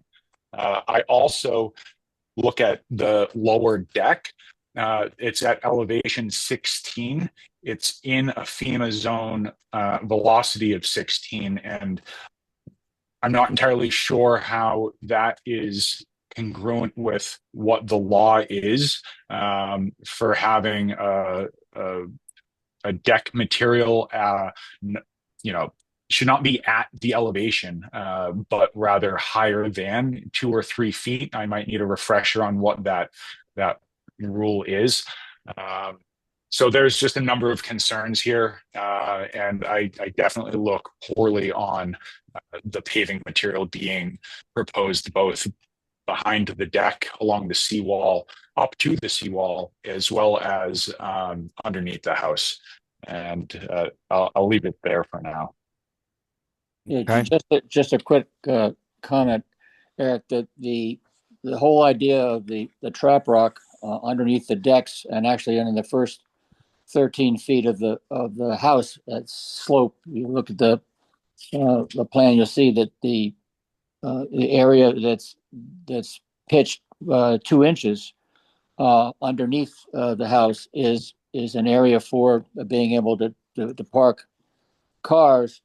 But if if it's helpful, those panels that are underneath, they actually are underneath a porch deck in front of the house, and that those could be removed if everyone thought that that was a better solution, because they're not right on the face of the house like they're on both sides, but they're back 8 feet from where that porch is. So they're going to be in shade shadow anyway. That if that makes things more acceptable to people, then I think that would be something that the owners might consider. The other thing is, again, with the pervious pavers, I think the existing footprint of the house is about 750 square feet, and the actual concrete patio that's there now off of the house is about 1,000 square feet of impervious structure prior to the driveway or the patio being installed, so that there was that's basically. Not to interrupt you, but just for clarification, the 1,000 square feet of impervious patio that you're referencing, that's the entirety of the not approved patio, correct? No, what I was saying is that if you take the footprint of the house, existing house is about 750 square feet. Yeah. And there's a concrete deck behind the house towards the seawall. That's solid concrete. Which was not That's all approved, coming out. right? So there's almost 20% of the site already. That was not approved though, correct? No. That's Right. existing So prior to both the patio and the hardtop driveway being put in, which obviously accelerated the amount of impervious material on the site. But before any of that was done, there was about 1,000 square feet of the total 6,800 that was impervious existing. Maybe we need to show the existing site plan to show that there was this kind of concrete deck attached to the Right. existing house, Yes, exactly. separate from the patio that Right. went from the concrete deck to the wall. That's I right. see. So it's just to the where you see that blue rectangle of the existing dwelling. That existing concrete deck is just to the upward side of that. So that is existing, and that was there before any RDA for the patio in the rear. Yeah, and that's solid concrete. That's not pervious or impervious pavers. That's a solid concrete breakwater. But we're still doubling the footprint of the house in addition to the decks and patios and driveways. Yeah, That's correct. My only comment, Jen, would that be is that there's about 1,000 square feet of impervious concrete deck and house right now. And when we get finished with this, the house is about 1,500 square feet. So we're increasing from 1,000 to 1,500 cover of actually house on this property, which is, yes, it's certainly an increase, but not huge. And I think it's the only other comment I make is that the house and all the things that we're showing here are all within both front, side, and basically rear setbacks. So we're within the envelope that's zoning envelope for this particular property. We good on that one?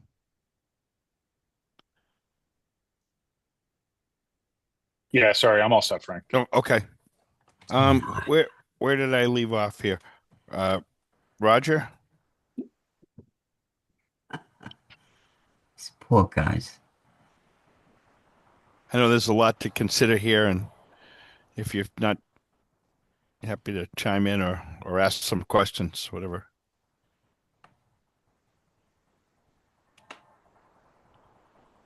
I think you lost him, Frank. Right. Let me jump to Robbie for a minute.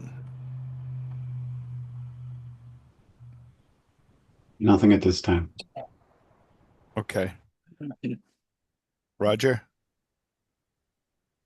You're asking me something? No, just.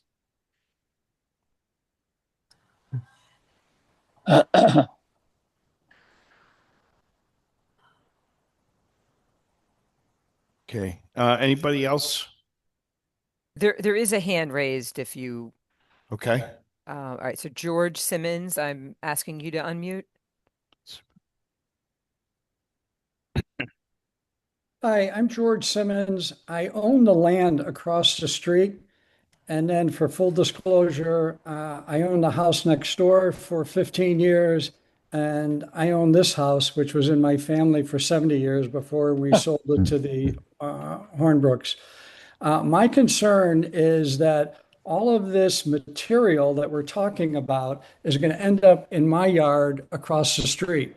There needs to be some way to retain this. What we found with the pavers is once one of them moves in a nor'easter, which you're going to have a couple of them a year, and even just a moderate nor'easter, once one of those pavers moves, then everything else moves as well. And it's all going to end up because this is all open from the ocean underneath the house. It's going to go right over to my property without a retaining wall, something to catch this and keep it on the property. So I would encourage and ask the commission to come up with some way to keep all this material on their land in the event of a storm, which we know is a regular occurrence. And in a 12-foot tide, there is a lot of water coming over that wall. Okay. Thank you. Okay. Who have we not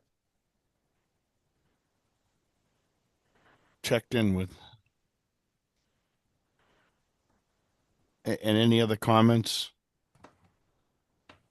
Penny? I have a solution to everybody's problem. Oh, Let's yeah? just go with sand, people. We're at the beach.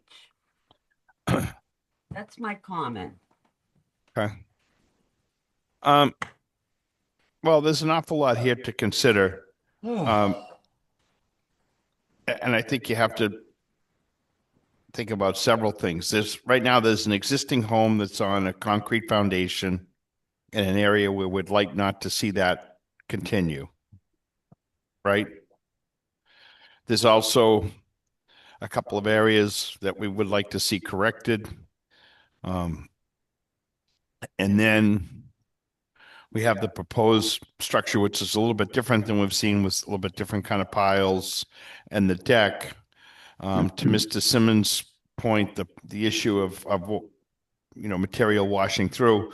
I don't know if you recall, but we had another one of these hearings on Turner where people were looking to elevate their home, and the neighbors across the street were concerned that once the house was elevated, that things could wash through.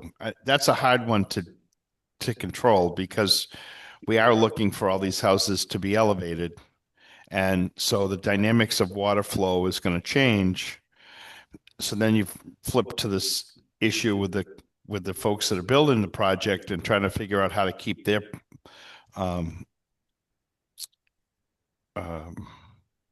land in place, I guess, for lack of a better term, how to keep it stabilized.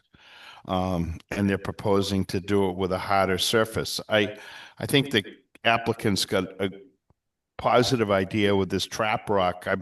I'm questioning a little bit whether it needs to be larger, and I'm wondering if that trap rock could be extended further underneath the existing house as a way to mitigate some of that. On either side, what's not a walkway is grass. Is that correct? That's correct. It's not. It's in a note somewhere. So Yes, that's correct. okay, so we do have vegetation on either side. And then as far as the panels are concerned, the architect has addressed those by keeping them up. And I know we've had questions about the panels and what's the right or wrong thing for these panels. Are there any panels proposed on the, I know I have a plan here, on the ocean side, Roger? No. Okay. So that's open, so any Just a water structure. that comes through can keep moving Right. through the And house. there's a 2-foot opening between the lower deck and the upper deck. Right. Well, we also know that this revetment in this area is not in great shape. And that's something that hopefully someday will be addressed. But we know that there's going to be overwash. So, we can't design this for the applicant, but I'm just wondering if there's any other way to see the water flow mitigated maybe a little bit better, Jed or Roger. Yeah, one thing we could do here is that the trap rock or angular rock it doesn't move as easily as gravel or shells. Right. And I think we would consider using the same angular rock as a base in the garage, in the parking area. And I think that because it's shown on the section and the floor plan, we have actually taken that trap rock into the first bay from the seaside. So there's an additional 500 square feet of trap rock on that slope before it hits the first 2 sections of the house coming up from Rebecca Road. And the other thing is that there is because there's a difference in grade of the grade in the parking area underneath the first 2 sections of the house as to the grass area on both sides of the house as it goes up the hill towards the seawall. There's a concrete in the ground. There's a concrete piece that will actually hold these paving pieces and or trap rock pieces in place, both at the lead end underneath the house towards the seawall, as well as at the area underneath the front porch, so that again, they're not the tendency with the larger pieces would be not to move like gravel and or seashells and or whatever. Right. So I think we tried horizontally across the site to plan to keep these things in place, and the same with there's the lower deck up at the seawall. We have planned a 4x14 face that goes down. Those pavers are 4 inches deep, and there's 12 inches of rock, stone underneath them. And there's a 4x14 at the lead edge of that, which again is going to allow bracing for anything that is between the seawall and the proposed patio, so that those pieces are all snugged up against something. They're not just going to, if we get a huge water flow and some of the stuff starts to get displaced, it's not going to end up on the neighbor's lot across the street. Got it.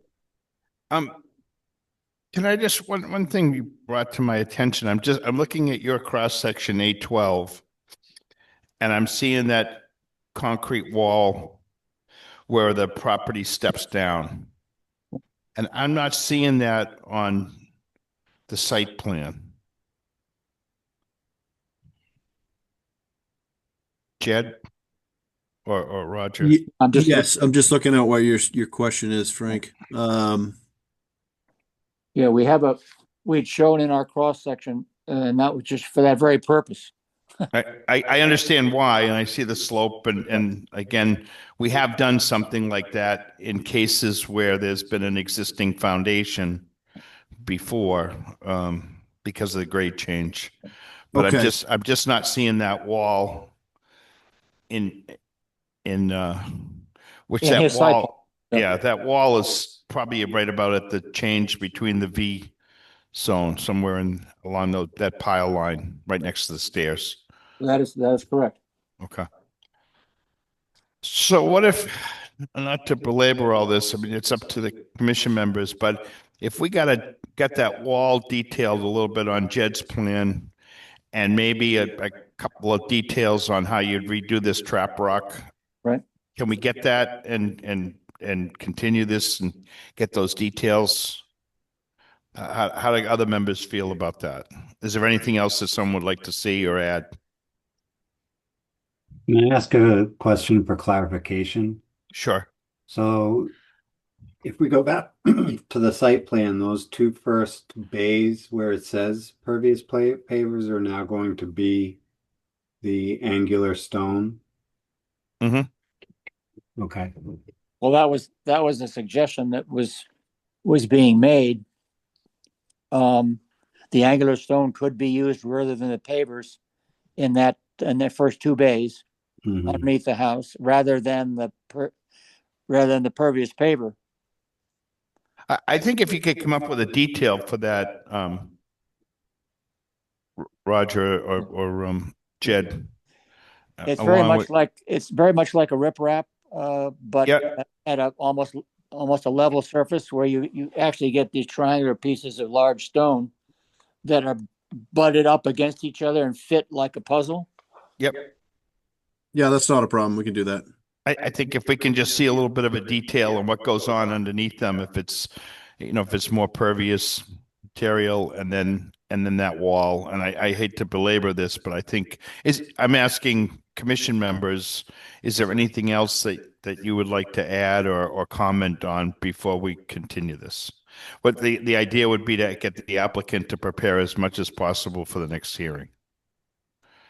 Frank, I do have a couple of just remaining thoughts. I think that the footprint of the paved surface, I mean, it's or impervious surface. I mean, the footprint of the house, the decks, the patio. I mean, we're talking about a large percentage of this lot here within a dune. I still want to reinforce that we are in coastal dune, and there's been a considerable amount of footprint of this lot taken up with this proposed plan. So I think that that's something that I'm definitely looking at pretty closely is just the footprint of all of these surfaces here. Okay. Frank, may I add on to that? Sure. Just emphasizing what Eric just said. We were starting out with a footprint around 1,000 of the house and the patio of disturbed area. And what they're proposing is just shy of 5,000 between the decks and the patio and the driveway and the house and the walkways, just for what was comparison. Okay, thank you. Before the driveway was paved, what was on this site? It was grass. It was grass there was no formal driveway at all? Correct. I mean, there were tire tracks, Yeah. from vehicles, but there was no hard surface at all. Got it. Okay. Anything else? How much time do you? I mean, the applicants heard and they're Architect, engineers heard the comments from the commission. How much time do you want to look at revisions and get back to us?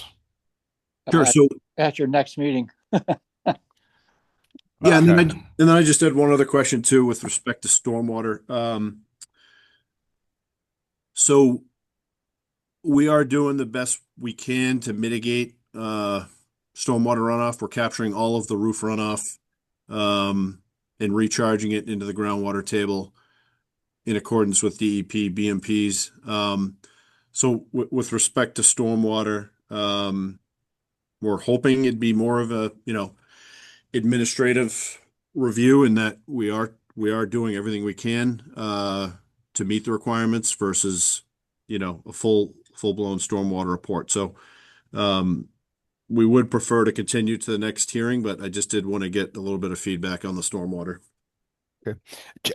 Thank you, Jed.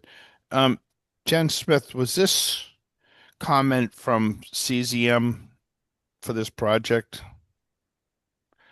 Their comment was from the first proposed plans. Okay, and has this been shared with the applicant? At this point, I'm not sure. I will send it to them though. Okay.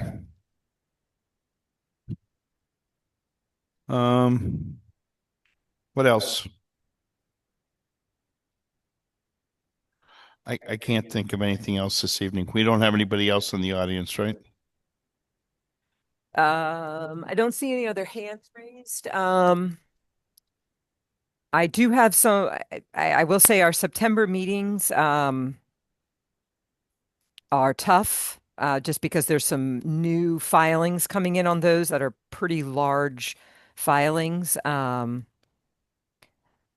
So we could maybe do September 8th, but then I mean I would need to have everything in the next week or two so everybody really has time to review it. Otherwise, the September 22nd meeting is full. We'll have October everything. 6th. Sure, Yeah. we'll have everything to you 1 week prior to the September 8th meeting. That's no problem. Okay. Yeah, the sooner you can get it, the better, because everybody needs. We can't digest all this information the night before from all these applicants. We need more time. Absolutely, understood. Okay. Penny or somebody make a motion. I'm here. Yep, I make a motion. We continue. 47 is this? 47. Excuse me. 47, Rebecca. Should have to brought in some coffee. September 8th. Okay, that's Penny. We have a second. I'll second that. Yeah. That's from Ted. All in favor? Eric? Yes. Roger? Yeah. Hey, could you guys hear me earlier? We couldn't. Yeah. Okay. I was responding, but I had some audio issues, so now you can hear me. So yes, We can. from me. So Thank yes, you. from me. Did you want to comment on anything, Roger? I'm sorry. I didn't. No, all the questions, my comments were from earlier, so I'm good. Okay, thank you. Thanks. Robbie? Yes, for me. Okay. Okay. We're on to Zero Grove. Thank you, Commissioner. Thank you. Have a great night. Thank you. And so I'm assuming Eric's going to recluse himself. Stepping aside. Oh, he can't vote on himself? Jen? What do we have on this? We have somebody from Morse I Engineering. assume Jeff Hassett. I'm unmuting Jeff Hassett. Quick. Hi, this is actually Greg. Okay. I'm ready to go. Yep. Okay. Excellent. Thank you. For the record, Gregory Morse, registered engineer, Morse Engineering, representing the applicant, Eric D. Tomaso. This is a continued hearing for an abbreviated notice of resource area delineation and the ANRAD at vacant property at 0 Grove Street. We had our wetland scientist, Brad Holmes, who's a professional wetland scientist, go out and delineate the site. The commission hired Lucas Environmental to do a peer review. Lucas submitted a peer review letter. There were questions about 2 of the flag locations out there. Brad went out and reviewed those 2 locations, specifically flag A5 and flag A19.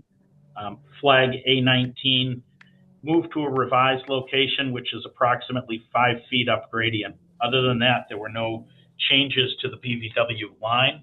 Submitted this revised plan that you have on the screen in front of you, and I believe it addressed all of the comments from Lucas Environmental. No work is proposed as part of this. Anything moving forward, if inside the 100-foot buffer, would require the filing of a notice of intent. This is just to confirm the limits of the A series bordering vegetated wetland only. I'll turn it over to you. Jen? Yes. Lucas Environmental provided their comments for today. They are, I think they're accepting of the BVW line. They did have some comments as far as some findings to include in the ORAD. Since, well, for one thing, there is some Zone A surface water on the site, and just how that is defined might not be for conservation, but to have that information known that this is on the site, and if there's an appropriate stream that needs to be delineated to have that defined, we might that might need to be done in the future. I think I'm capturing some of her comments as summarizing as much as I can. But as far as the BVW is concerned on that side of the property, we are set with those flags. Okay. So do we need anything else for this? Well, let me go to some members. Brendan? I don't think I have any comment. Okay. Penny? No, I'm all set with it. Thank you. Roger? No comments, questions. Okay. Robbie?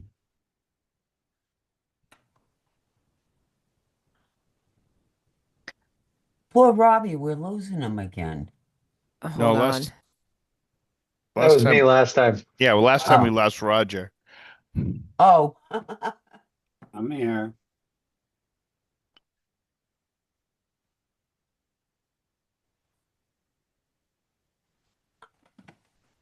He said he was here. Yeah. Yeah, but Any comment on this one? No, I'm good. Okay, thank you. Do we have anybody in the audience? I do not see any hands raised. Okay. So, Jen, can you, and just for the record, I did note before, but I am in a butter to this property, but I don't think it impacts my judgment on this one at all. Can you just tell me again what the comment was with regard to the possible location of the intermittent stream? That the intermittent stream on site has not been delineated as part of this ANRAD process, and would be part of defining where the 200-foot Zone A surface water supply protection area is located. Okay. And Greg, do you have any comment? I mean, again, I think that's not our purview. It seems silly sometimes with some of these, but I agree. It's not your purview. It's the Board of Health for regard to the septic system. Right. My general notes on the bottom left corner of the plan here specify that there is a Zone A on the property. We're not trying to hide it. Absolutely there is. But it's not part of the purview of the Conservation Commission. Okay.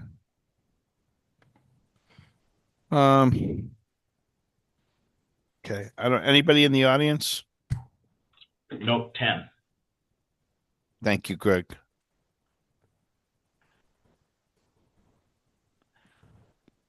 I don't have anything else. So can I make a motion to close? I would say you can. I make a motion to close Zero Grove. Okay, that's Penny. It was second. I'll second that. Second from Ted. All That's in favor? an easy one. Eric? I don't think Eric can vote on this one. Oh, sorry. It's getting late. My apologies. And Frank, if we wanted to close and issue the ORAD, I'm comfortable with that. All right. So it's a motion to close an issue. Yeah. All right. And Roger? Yes. And Robbie? Yes. And Frank, yes. Okay, great. Thanks. Thank you. Sorry, Josh is over there waving his arms up and down, flagging me off on that one. 45 Rebecca Road. Oh, You Greg? had me laughing, Frank. Again, for the record, Gregory Morse, registered engineer, Morse Engineering, representing the applicant Judith Solera at 45 Rebecca Road. This was a continued notice of intent. We opened this last time and I presented the project, which is an expansion of the deck on the top of the page here, and then a rebuild of the driveway off of Rebecca Road. The property is bisected by the floodplain. It's in a velocity zone at elevation 16 on the ocean side of the house. The Rebecca Road side of the property is an AE zone at elevation 15. Looking at the deck was originally proposed to expand out 14 feet toward the seawall, which basically put it right up to the seawall. We've scaled it back so that overwash over the seawall will not now land on the deck, but it will land on the riprap that's in place behind the seawall. The deck is now only going out 10 feet instead of 14 feet. It's elevated on sonotubes to allow passage of water below the deck. The deck complies with FEMA standards. The driveway at the front of the property, the existing driveway is an asphalt driveway, and then you get cars that park on the grass next to the asphalt driveway. The proposal here was to remove the asphalt and put back a pervious paver in its place. It would be a double wide driveway.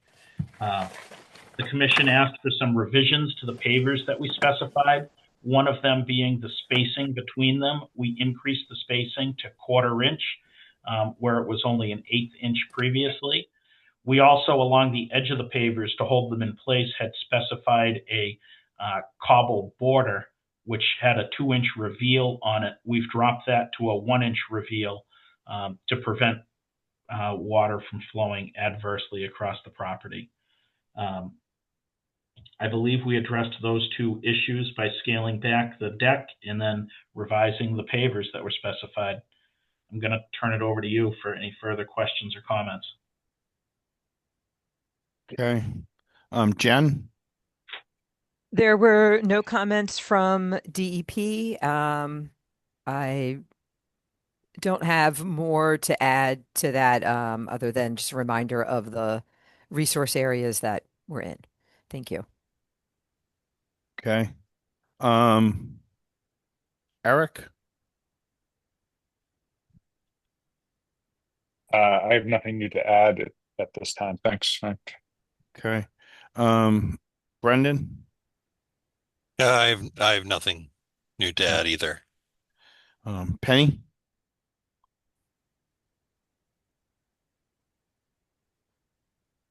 Did we lose Penny?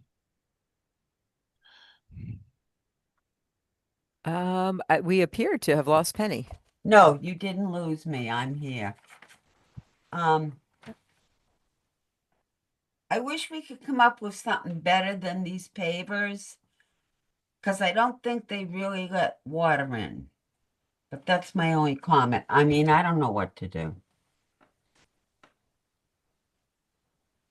It's better than asphalt, but not much.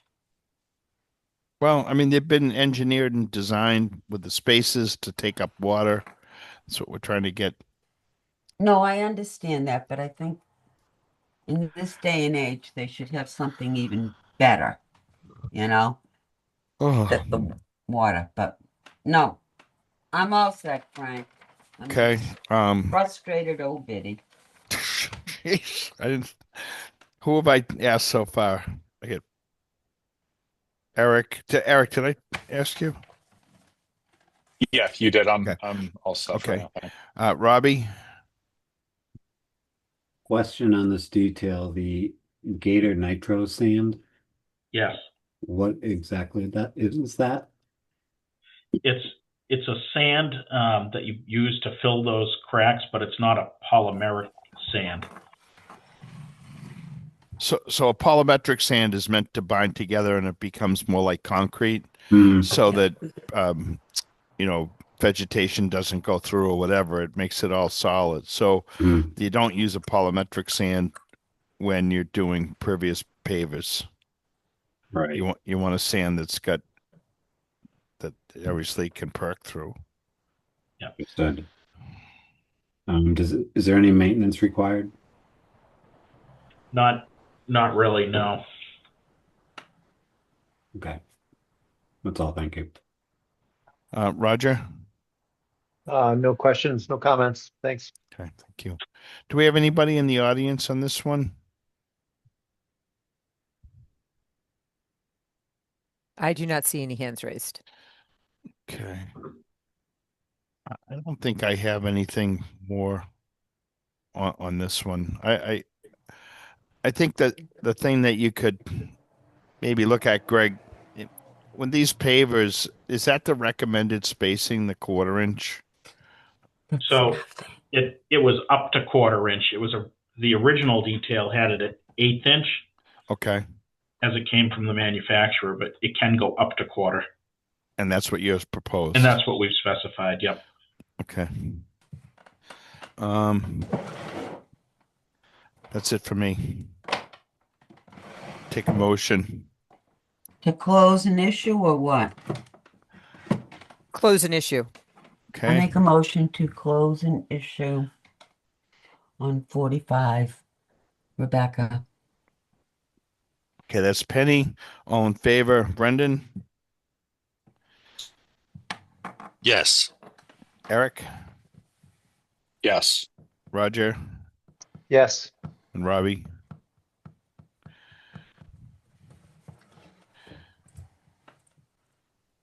Is that a yes? Yes. Yes. And Frank, yes. Thank you.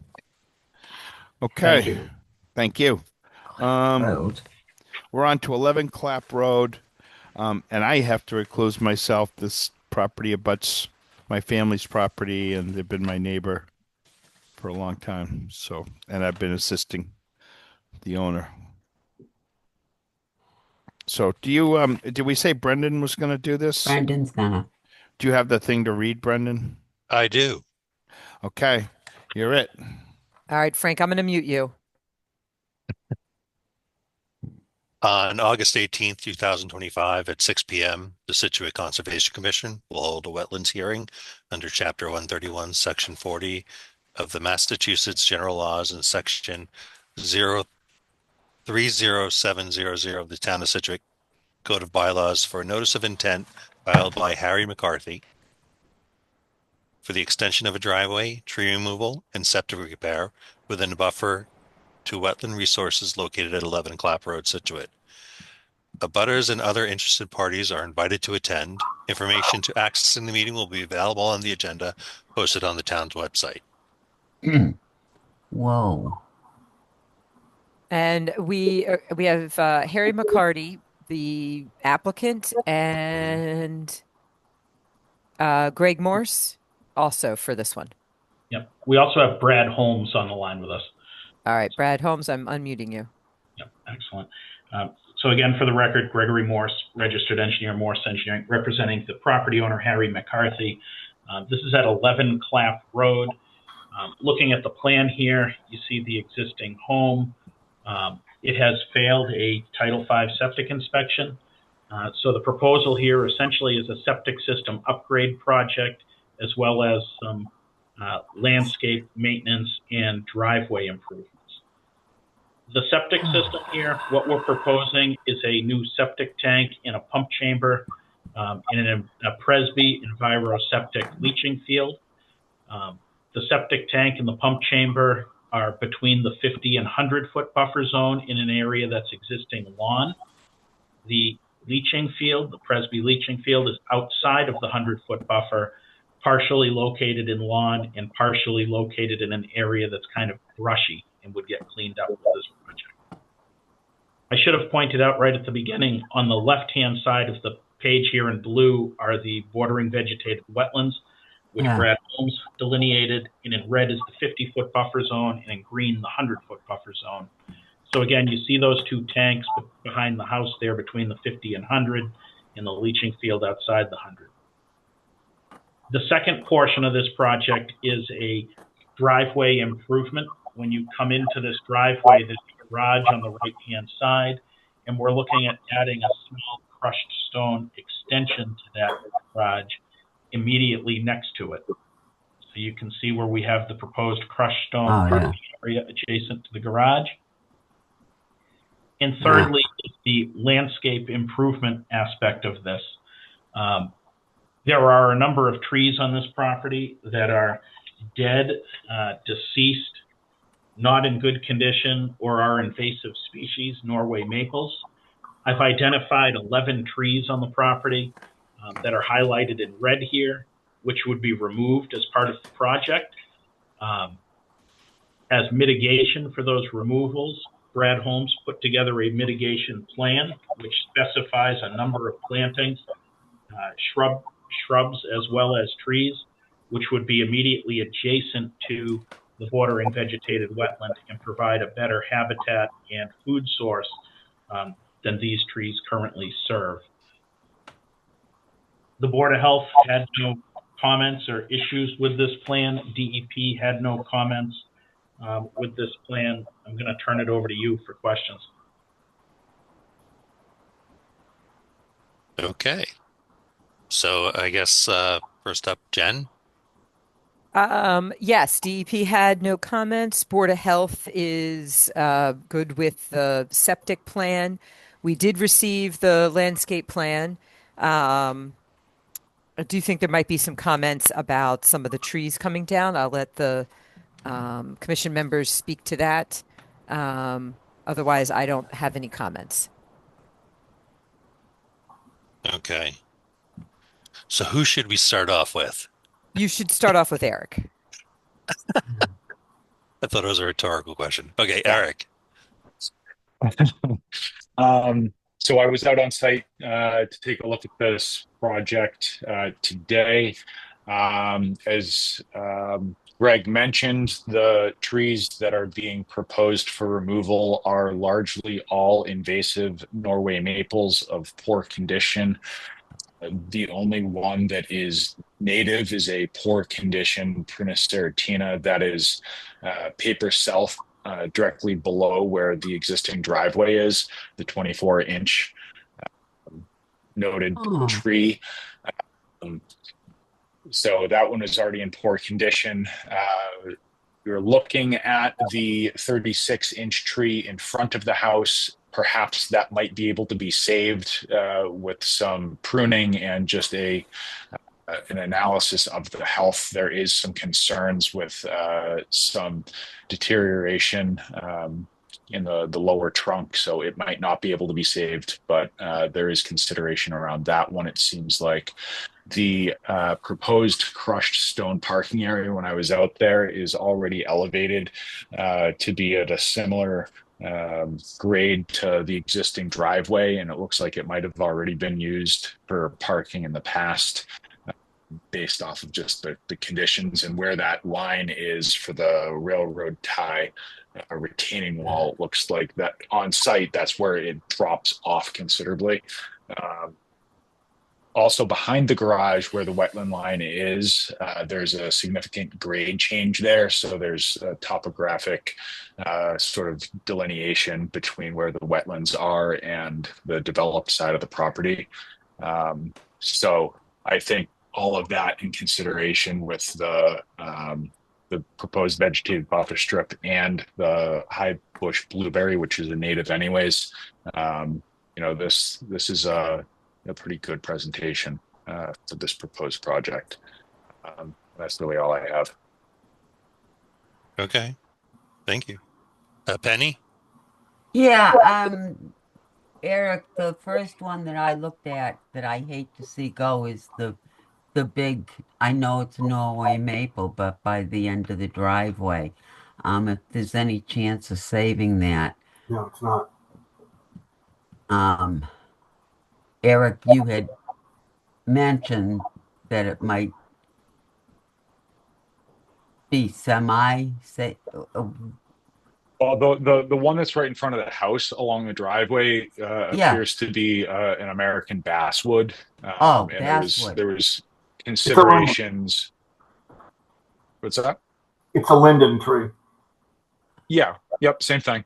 Yeah. Um, just consideration of just analyzing that one more time in terms of the deterioration that's existing within the trunk.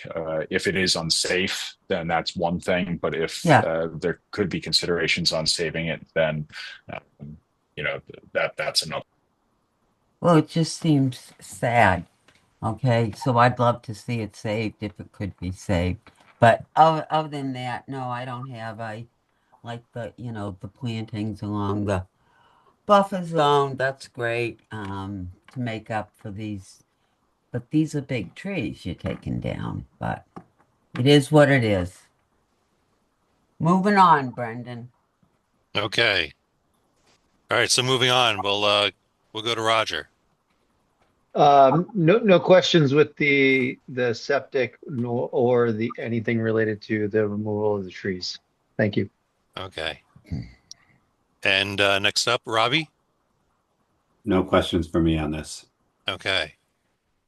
As far as for me, I see there's mitigation. We have a improved septic. I really don't have anything additional. Most of the trees, Eric was really, he's the go-to person for all that. So if they're a danger, then I'm good with that. So do we have anybody in the audience? I think we have a hand up here. Is that That's me. I'm the applicant. right? Okay. My basic comment goes back to the opening of the meeting. Everyone in this meeting, with the exception of Frank, has misspelled my last name. It's McCarty. It is not McCarthy. It's a McCarty. 60 Sorry, plus Mr. year McCarty. battle with 60 plus year battle with the town of Scituate. But if you could at least the official record at least should reflect that the applicant's last name is McCarty. With regard to that large basswood linden, it is seriously deteriorated.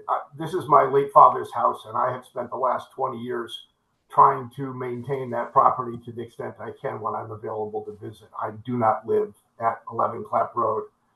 But that linden has had many limbs removed because they were falling, but the lower trunk has got some significant rot. There was a companion linden on the other side of the driveway that the town took out because it was in such bad condition. And there was a sugar maple on the front of the property in the upper right corner of that diagram that also had significant rot. Small trees around the garage structure are all relatively new. Just for a history of the property, that garage was built in 1970 and replaced a significantly larger barn that was about 45 by 30 feet that burned in 1969. All of those trees, right, the small ones to the right side of the garage, and the ones down to the south of it, had all grown up since that fire in 1969. So none of that was there.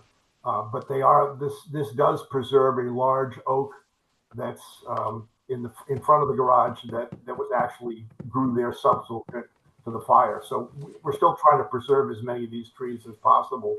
It's the Norway maples that are invasive, and it's hard to justify not taking those out.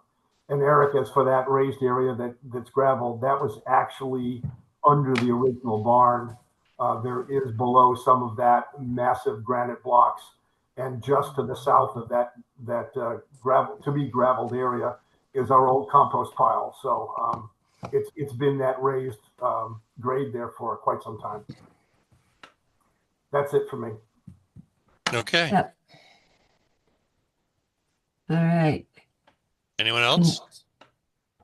Now, can we close an issue, Jen? Yes, you can close an issue. We would include our normal conditions that we include when there's a mitigation plan. And right. I would, although the wetland line seems reasonable, we didn't review it in detail. So a note that any, future project that's substantial, might need that to be reviewed. Right. Okay, so I make a motion to close and issue 11 clap. Okay. Do I have a second? I'll second. From Eric. So Roger, Yes. Robbie, Yes, for me. and a yes for me. Great. Yes, that's Thank it. you. Back to you, Frank. Moving on. Good job, Brendan. Hey, Thank you. You're hired. thanks. Thanks, Brendan. All right, Appreciate well, it. And I apologize for not picking up the misspelling when I read it. I don't really think about it, but it's not McCarthy, it's McCarty. Okay. Let's see. We are Eight going Atlantic. to do 8 Atlantic, and we're opening that one. Yes. So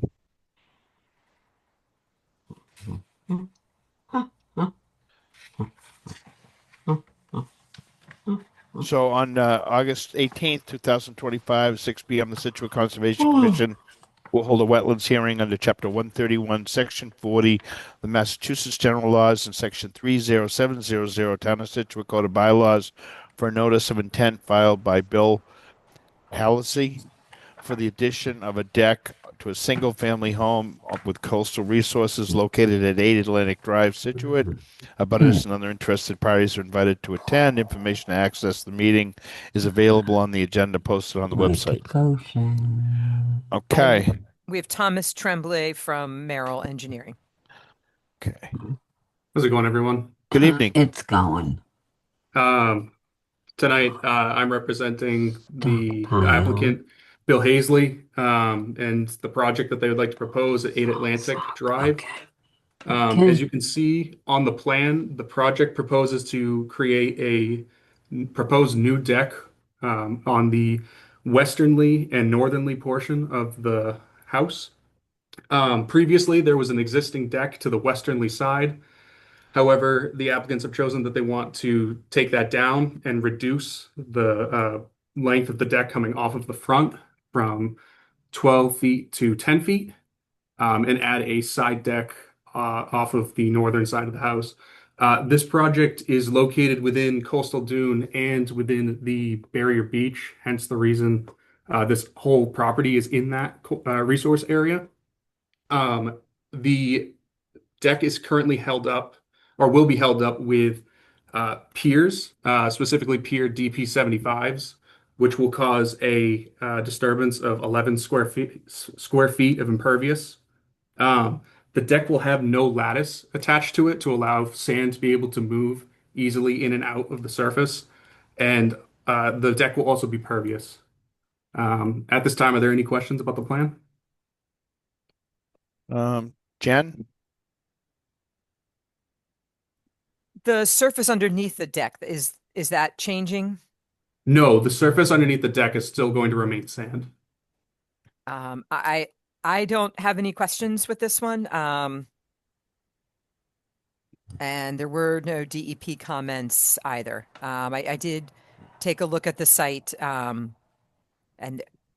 it seems pretty straightforward. Okay. Let's see. Brendan? I don't have any questions about the deck. Yeah, the deck is, I'm good. Okay. Penny? This is a good one. I have no problems at all. I love it. Eric?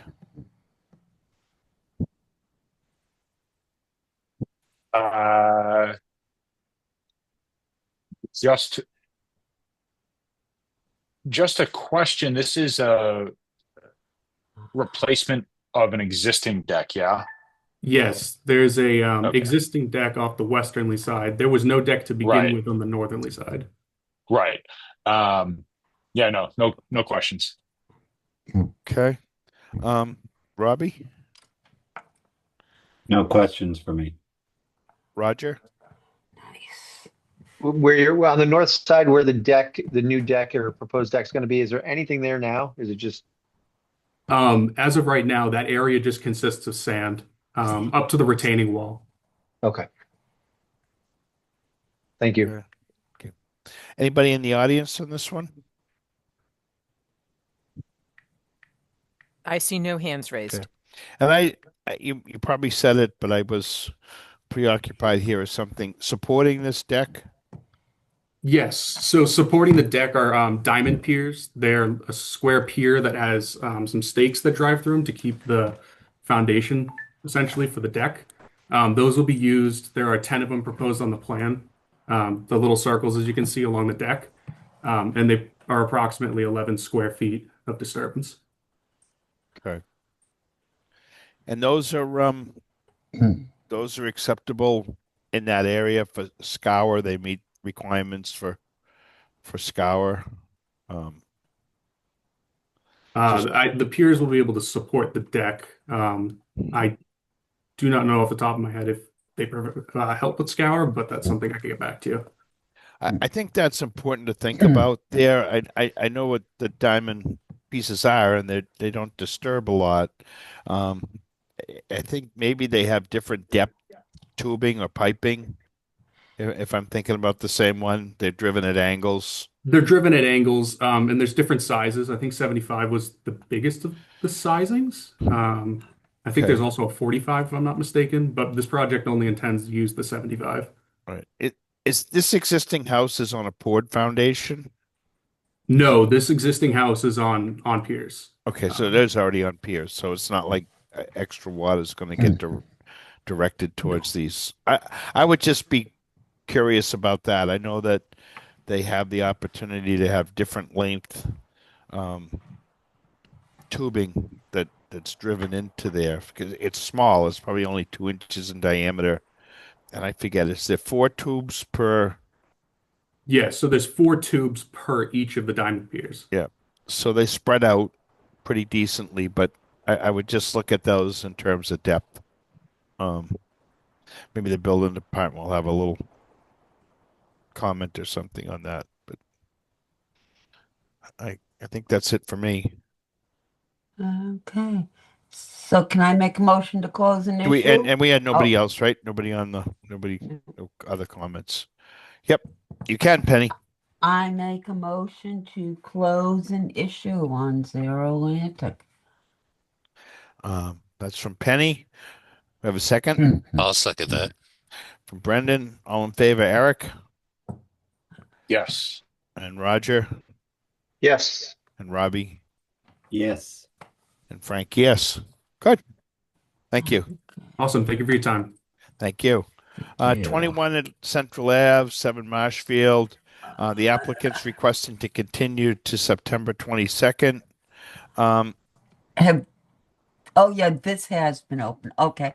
I make a motion Penny, to Penny, just 1 second. Yeah. So Jen, how many times have we continued this? We have I don't even have the file in front of me. They are going to re-advertise it for the September 22nd meeting and re-notify abutters. Great, that's perfect. Okay, sorry. Go ahead, Penny. So would we actually be continuing if they have to re-advertise? I think it's continue it to the date. Less confusing. Okay. We opened it. It's just what concerns me is when we kick these things down the road a number of times that people tend to lose sight of it. So I think that's a practice that we're going to try to follow, that if this gets continued more than a few times, they're going to have to re-advertise and notify. Okay. All right. I make a motion we continue 21 Central Ave to September 22nd. That's a motion from Penny. I'll second that. Second from Brendan. All in favor, Eric? Yes. Roger? Yes. Robbie? Yes. And Frank, yes. Thank you. Okay. What do we want to touch on, Jen? Can we go quick? We can do the minutes. I make a motion we accept the minutes of 8/4 as written. That's a motion from Penny, I'll second that. from Brendan. All in favor, Eric Yes.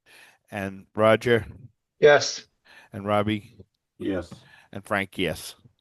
Okay, The Jen? next would be Jen. For 1 Holland Street, they've proposed some changes. I'm in the process of having them reviewed by the stormwater reviewer because it was adding to their patio Yeah. around the pool and it was going almost right up to the property line.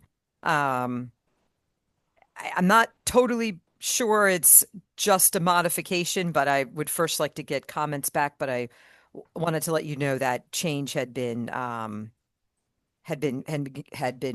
submitted to extend the patio and then add a trench. Yeah, I remember this one, Jen, being, having questions from the neighbors. This is the one that Correct. Brendan brought up the issue with the fencing. Yep. It was quite a bit. So, I mean, if we feel like this is going to impact, other folks that came to the hearing expecting one thing and seeing something else, then it may be that they have to amend their orders and notify abutters. But I think so too. It Okay. might just make it better for them because it was an issue, the work, especially near the property line.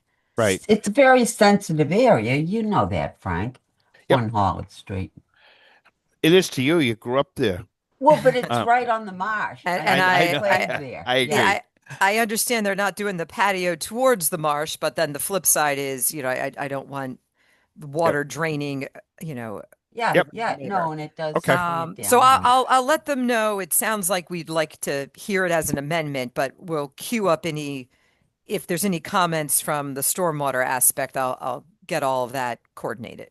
Sounds good. Okay. Sounds good. All right. And then the certificates of compliances, I mean, they all were done according to their plan. I'll say that. So that's all I can ask for, I guess. 83, 83R, 85, and 87, they're all done. They are done. They've done all of their growing seasons for the plants along the salt marsh. We're Wow. waiting several seasons for those. They look good. Okay. Yeah, it does They- look they good seem down there. they seem engaged with it. A couple of the owners came out when I went down, and they've noted, that they like the vegetation there. Great. Awesome. But I don't have any other comments for that one. Okay. And that's all I got. Just a quick question on 37 Collier. Mhm. That's not the Minot Beach Collier. That's Third Cliff Collier. Correct. That's Third Cliff Collier. And just for my recollection, that's the one that has the easement for the police to get out to the spit, or I'm just trying to recall that site. The easement is on the neighbor's property. Their property line goes right up to the easement. Okay. Right. No, I just wanted to wrap my head around if I was envisioning the site correctly. Yeah, they That's have all these pavers underneath the site. They did the vegetation on one side as was on their plan.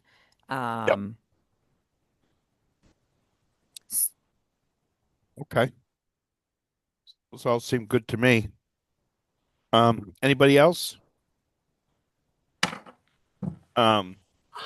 Just a quick one. We did sent out an email. We got the new bridge at Teak Sherman going to the community garden. That got completed last week. And